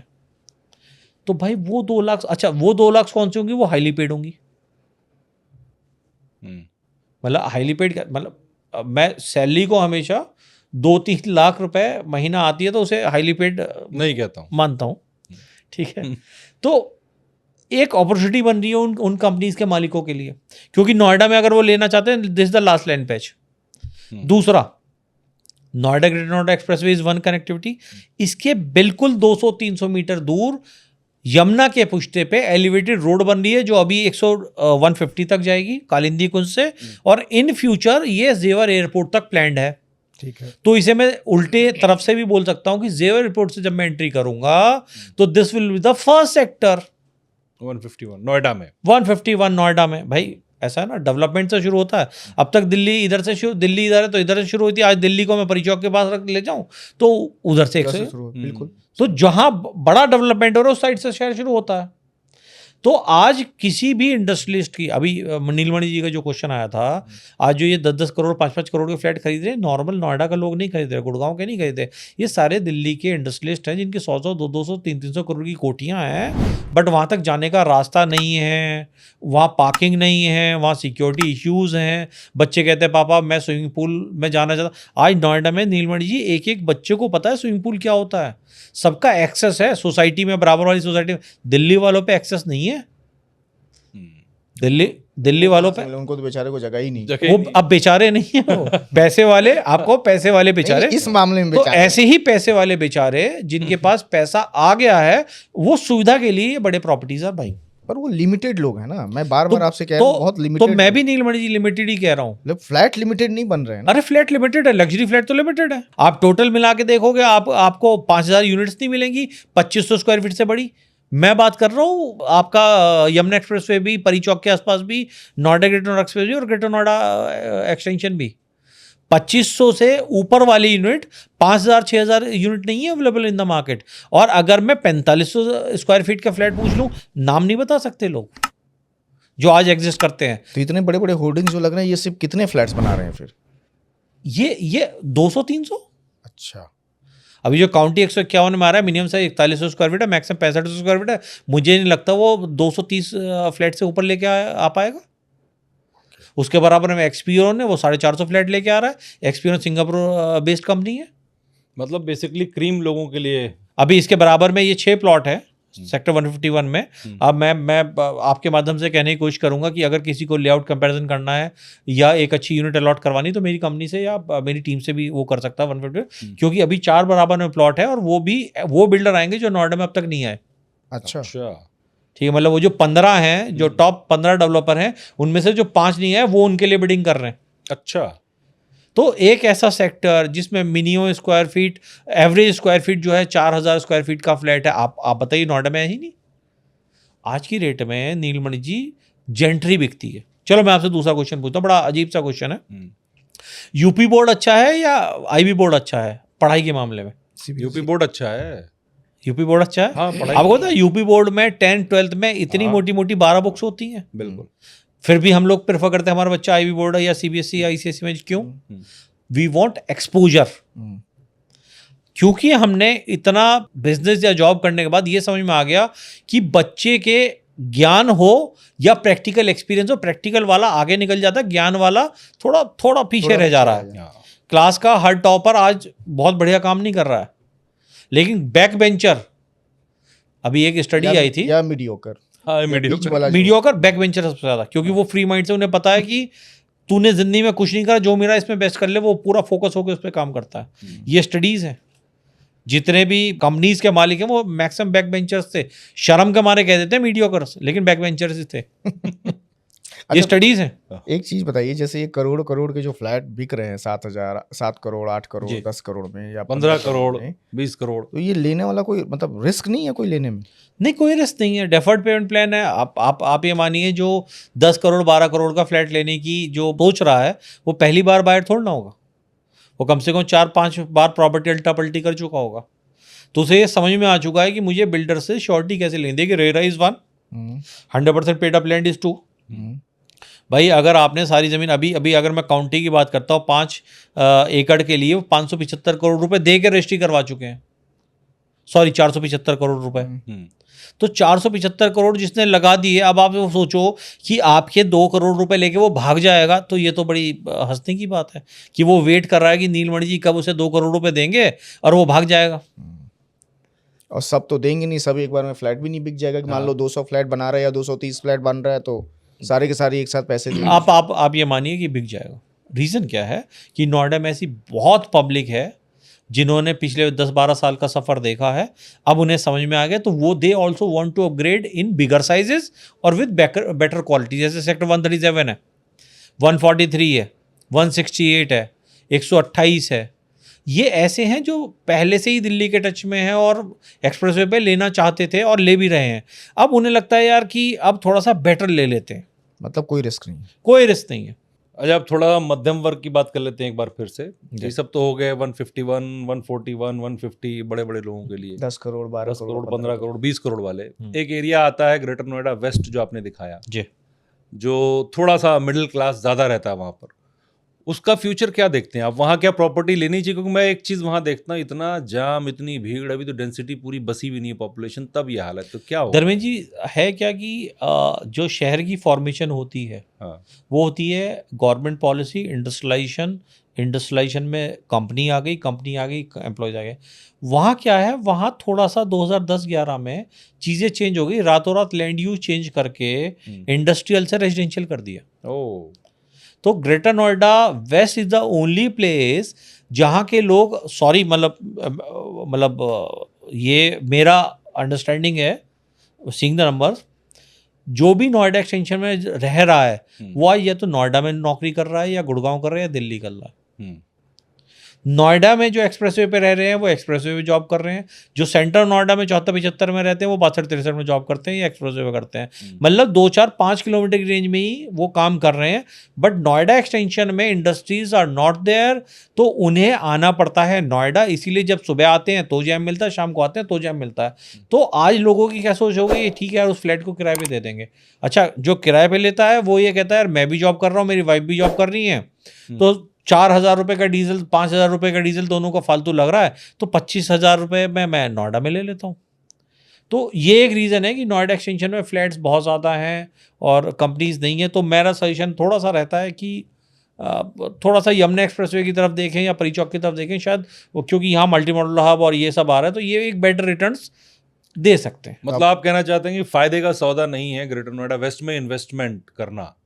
देखिए, अगर कोई हापुड़ रहता है, कोई मेरठ रहता है और उसे ये है कि फ्राइडे सैटरडे संडे मुझे घर जाना है, तो ले सकते हैं। इमोशनली तो आप कहीं भी ले लो। देखो इमोशनली, मैं फाइनेंशियली फाइनेंशियली वहाँ रेजिडेंशियल में उतना ग्रोथ नहीं है आएगी। और दूसरा जो जाम से जूझना समस्याएं वो अलग है वहाँ। नहीं, जान से जूझना तो आप ये मानो धर्मेंद्र जी एक अच्छा साइन है प्रॉपर्टी के लिए। जहाँ जाम है वहाँ प्रॉपर्टी की कीमत बढ़ेगी क्योंकि लोग आते हैं। कमर्शियल की बढ़ सकती है, रेजिडेंशियल की क्या बढ़ेगी? बट रेजिडेंशियल में क्या है कि वो उसमें 2010-11 में शाहबेरी का एक पूरा चैप्टर था, जो शाहबेरी वाले कोर्ट में गए, अपना लैंड वापस ले आए। पूरा एक आम्रपाली का प्रोजेक्ट था जो स्मार्ट सिटी के नाम से था, फिर उन्होंने दूसरा प्रोजेक्ट लॉन्च करा वहाँ से लोकेशन चेंज करके, वो सब हुआ है। तो नोएडा एक्सटेंशन में थोड़ा सा, हालांकि अब ये दिल्ली वाला जो रोड बन गया है दिल्ली मेरठ, तो बट कनेक्टिविटी एक दिक्कत है, उस एरिया तक पहुँचने की एक दिक्कत है। वही चीज़। तो फिर मिडिल क्लास कहाँ जाए? मिडिल क्लास परी चौक के आसपास चला जाए, यमुना एक्सप्रेसवे पे ले ले, सेक्टर 22A में ले ले, 22D में ले ले, 34 ग्रुप हाउसिंग के प्लॉट्स आर कमिंग, 9-10 हज़ार रुपये का एवरेज रेट है, वहाँ आप ले लो। 5 साल का टाइम है, धीरे धीरे पेमेंट होता रहेगा। वहाँ पूर्वांचल है, एल्डेको है, गौर अभी आए हैं वहाँ, और 5-7-10 अरिहंत इज देयर, वहाँ और भी डेवलपर आर कमिंग। तो आपके पास अगर कोई इन पे सजेशन चाहे तो आप उसको मेरी जो टीम है वो बहुत इक्विप्ड है, उसमें पूरा कितना इंडस्ट्रियलाइजेशन है, कहाँ है, क्या रेंटल होगा, वो पूरा हम क्लाइंट को करके दे सकते हैं, that too free of cost. ठीक है। तो क्या न्यू नोएडा जो बता रहे थे आप, क्या न्यू नोएडा में अभी लैंड एक्विजिशन हो रही है? It will take another 5-6 years जब हम उस लेवल पे आएंगे, बट यस तब तक हम लोग बढ़ चुके होंगे आगे। नहीं तो अभी क्या वहाँ पर प्रॉपर्टी अवेलेबल है जो अभी कोई नहीं, अभी कोई गाँव की लैंड लोग ले रहे हैं। नहीं, गाँव की जो आप येड़ा के आसपास मेरे से पहले पूछ चुके हो, वही सब कुछ वहाँ हो रहा है, तो उससे अवॉइड करिए, अथॉरिटी से लीजिए। अच्छा, लोगों को जैसी खबर लगती है ना, वो पहले ले लेते हैं, लोग गांव वाली जमीन लेना शुरू करते हैं, फिर फ्रॉड में फंसते, पता चला कल को बुलडोजर जाके चल जाएगी, फिर सब खत्म। नहीं, बुलडोजर के अलावा अगर अथॉरिटी ने एक्वायर करने के लिए नोटिस दे दिया है तो आपका म्यूटेशन भी नहीं होगा उसमें। वही दिक्कत है, लोगों को पता नहीं चलता ना। लेकिन रजिस्ट्री हो जाएगी, रजिस्ट्री तो हो जाएगी, होती है, म्यूटेशन नहीं होगा। बाद में जब चलता है तब पता चलता है। और इसमें मिडिल क्लास ही और लोअर मिडिल क्लास सकती है, 20-25 लाख वाले ज़्यादा फंसते हैं। अभी लैंड एक्विजिशन की बात की हमने, एक बिल में कुछ चेंजेस भी आए लैंड एक्विजिशन बिल को लेकर के, उसका क्या इम्पैक्ट आने वाला है? Dharmendra ji, land acquisition bill बड़ी सीधी सी है कि 70% किसान एग्री करने चाहिए कि हम लैंड देना चाहते हैं। एक चीज़, जब तक गवर्नमेंट की कोई बहुत बड़ी पॉलिसी ना हो, जो हो नहीं सकता।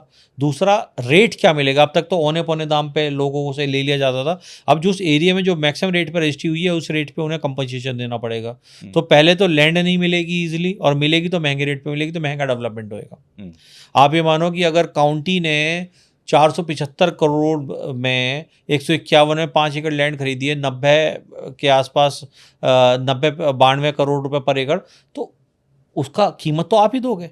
ऑफ कोर्स उस कॉस्ट को जस्टिफाई करने के लिए वो सबसे लग्जरी प्रोजेक्ट नोएडा का बनाने की क्षमता रखते हैं, और बना भी सकते हैं और बनाएंगे भी। ठीक है, तो ये इम्पैक्ट आता है इसका। अल्टीमेटली कस्टमर को ही देना है, कुछ भी हो जाए। देखिए, हर ऐसा उसी की जेब से जाना है। हर फील्ड में जाना है। हाँ, हर फील्ड में जाना। अच्छा, एक अमेरिकन बिजनेसमैन और ऑथर है, उन्होंने कहा है, रॉबर्ट कियोसाकी जी, कि रिच डैड पुअर डैड। हाँ जी, मार्केट में बहुत बड़ा क्रैश आने वाला। बिल्कुल आएगा। तो इन्वेस्टमेंट सेफ रहेगा फिर? मैंने तो पहले कह चुका हूँ, सोना और म्यूचुअल फंड में आपने ही पूछा था, मैंने कहा एक ऊपर जाएगा एक नीचे आएगा, but real estate is real and it is good for. अभी मेरे से किसी ने धुलेरा के बारे में पूछा था, भाई अहमदाबाद में कॉमनवेल्थ गेम्स हो रहे हैं तो लोग धुलेरा लेंगे, लेकिन वो अहमदाबाद महाराष्ट्र के लोग लेंगे, यूपी के वहां जाएंगे तो परेशान होंगे। तो real estate is very limited पर यहाँ भी तो आ रहे हैं, नोएडा में नहीं आ रहे बाहर वाले? आपने कहा ना अभी कि शोभा वाले सब बाहर वाले आ रहे नहीं, बिल्डर आ रहे हैं, खरीदार तो यहीं के ही है लोकल। आज कोई महाराष्ट्र का बंदा शोभा का फ्लैट ग्रेटर नोएडा में नहीं ले रहा।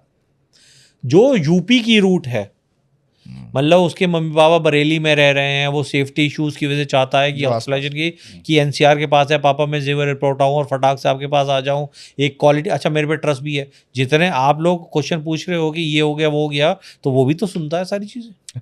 ये तो है। तो वो बड़े ब्रांड लेना चाहता है, और बड़े ब्रांड अच्छा प्रोडक्ट निकालने के लिए, कुछ अच्छी कंस्ट्रक्शन करने के लिए फिर अच्छे पैसे भी चार्ज करते हैं। नहीं तो मार्केट में क्रैश आएगा तो क्या उसका इम्पैक्ट रियल एस्टेट पर नहीं आएगा? पैसा किसी का डूबेगा, पैसे का इन्फ्लो कहाँ से आता है? मार्केट से लोग मार्केट में जब क्रैश आएगा तो सबसे कैसे आएगा? सबसे पहले आर्टिफिशियल इंटेलिजेंस क्रैश करेगी, कुछ लोगों की नौकरी खाएगी और कुछ लोग डर जाएंगे तो वो अपने फंड्स विड्रॉ करेंगे। उनका एड्रेनल कहेगा कि या तो भाग जा या भाग ले, दैट मीन्स या तो पार्टिसिपेट कर या रन अवे। तो वो सब रियल एस्टेट में ही आएंगे। कोविड के बाद, कोविड में भी तो ये कंडीशन थी। कोविड के बाद क्यों अचानक से चेंज आया? किसी भी शहर में चले जाओ, लोगों को ये समझ में आ गया मरना तो यही, साला बड़ी जगह में मरेंगे। लोगों ने बड़े घर रेंट पे बड़े घर लेने शुरू कर दिए। तो मार्केट क्रैश होता है जहां आपका कंट्रोल ना हो। और आप नोएडा में लो, आप ऐसी जगह लो ना जहां डिमांड इज देयर। करेक्शन आ सकता है, जैसे लोग कहते हैं हर गाँव की ज़मीन महंगी हो गई, हर एक्सप्रेसवे पे 1 करोड़ की हो गई, वहाँ करेक्शन विल बी देयर। लेकिन जहां बेसिक नीड है वहां करेक्शन नहीं हो। तो दीपक जी आपका कहना है कि इन्वेस्ट करें, डरे नहीं, अच्छी जगह इन्वेस्ट करें और प्रॉपर्टी नहीं, अच्छी जगह तो करें, पर अच्छी जगह चूज कैसे करेंगे आप? उसके लिए आपको अच्छे सलाहकार की जरूरत पड़ेगी। बिल्कुल, तो सलाहकार होना बहुत जरूरी है, खासकर दीपक जैसे। तो आपको अगर किसी को भी, हमारे व्यूअर को किसी भी तरीके का सलाह चाहिए, सलाह आप लो ना लो आपकी मर्जी है, आपको सलाह भी चाहिए तो दीपक जी का नंबर स्क्रीन पे होगा, आप प्लीज़ उनसे एक बार कांटेक्ट कर लें। डिस्क्रिप्शन में भी नंबर होंगे, आप कॉल कर सकते हैं, फ़ोन कर सकते हैं, व्हाट्सअप कर सकते हैं, मैसेज कर सकते हैं। कहीं कोई प्रॉपर्टी में लेना की सोच रहे हैं तो एक बार डिस्कशन जरूर कर लें। हाँ, लेना ना लेना अलग चीज़ है, लेकिन अगर आपके मन में कोई दुविधा है, कोई क्वेरी है, कुछ आप समझना चाहते हैं, तो आप ऑफिस जाके मिल भी सकते हैं और कॉल पर भी बात हो सकती है। और हमने नोएडा के हर पर्सपेक्टिव पर बात की, और अब आज जो हमने बातें की हैं, 2 महीने बाद फिर दीपक जी के साथ एक पॉडकास्ट करेंगे और फिर चर्चा करेंगे कि जहां रुके थे वहां से कितना आगे बढ़े हैं। मुझे ऐसा उम्मीद है कि तब तक ये एयरपोर्ट ऑपरेशनल हो जाएगा, तो हमारी बातचीत और थोड़ी अच्छी होगी, क्या क्या इम्पैक्ट आया है बिल्कुल सारे शहरों पे। तो आपने टाइम दिया दीपक जी, बहुत धन्यवाद। थैंक यू की तरफ से। Thank you. और मैं लास्ट में दर्शकों से यही कहना चाहूँगा कि चैनल को सब्सक्राइब कीजिए, वीडियो को लाइक कीजिए, और अगर आपके किसी दोस्त को रियल एस्टेट में इन्वेस्ट करना है, कहीं भी करना है, तो एटलीस्ट वीडियो शेयर कीजिए ताकि जानकारियाँ रहें। करना ना करना अलग चीज़ है, कम से कम जिस शहर में आप रह रहे हैं या जहाँ रहना चाहते हैं उसकी नॉलेज आपके पास हो। बिल्कुल। नमस्कार, थैंक यू।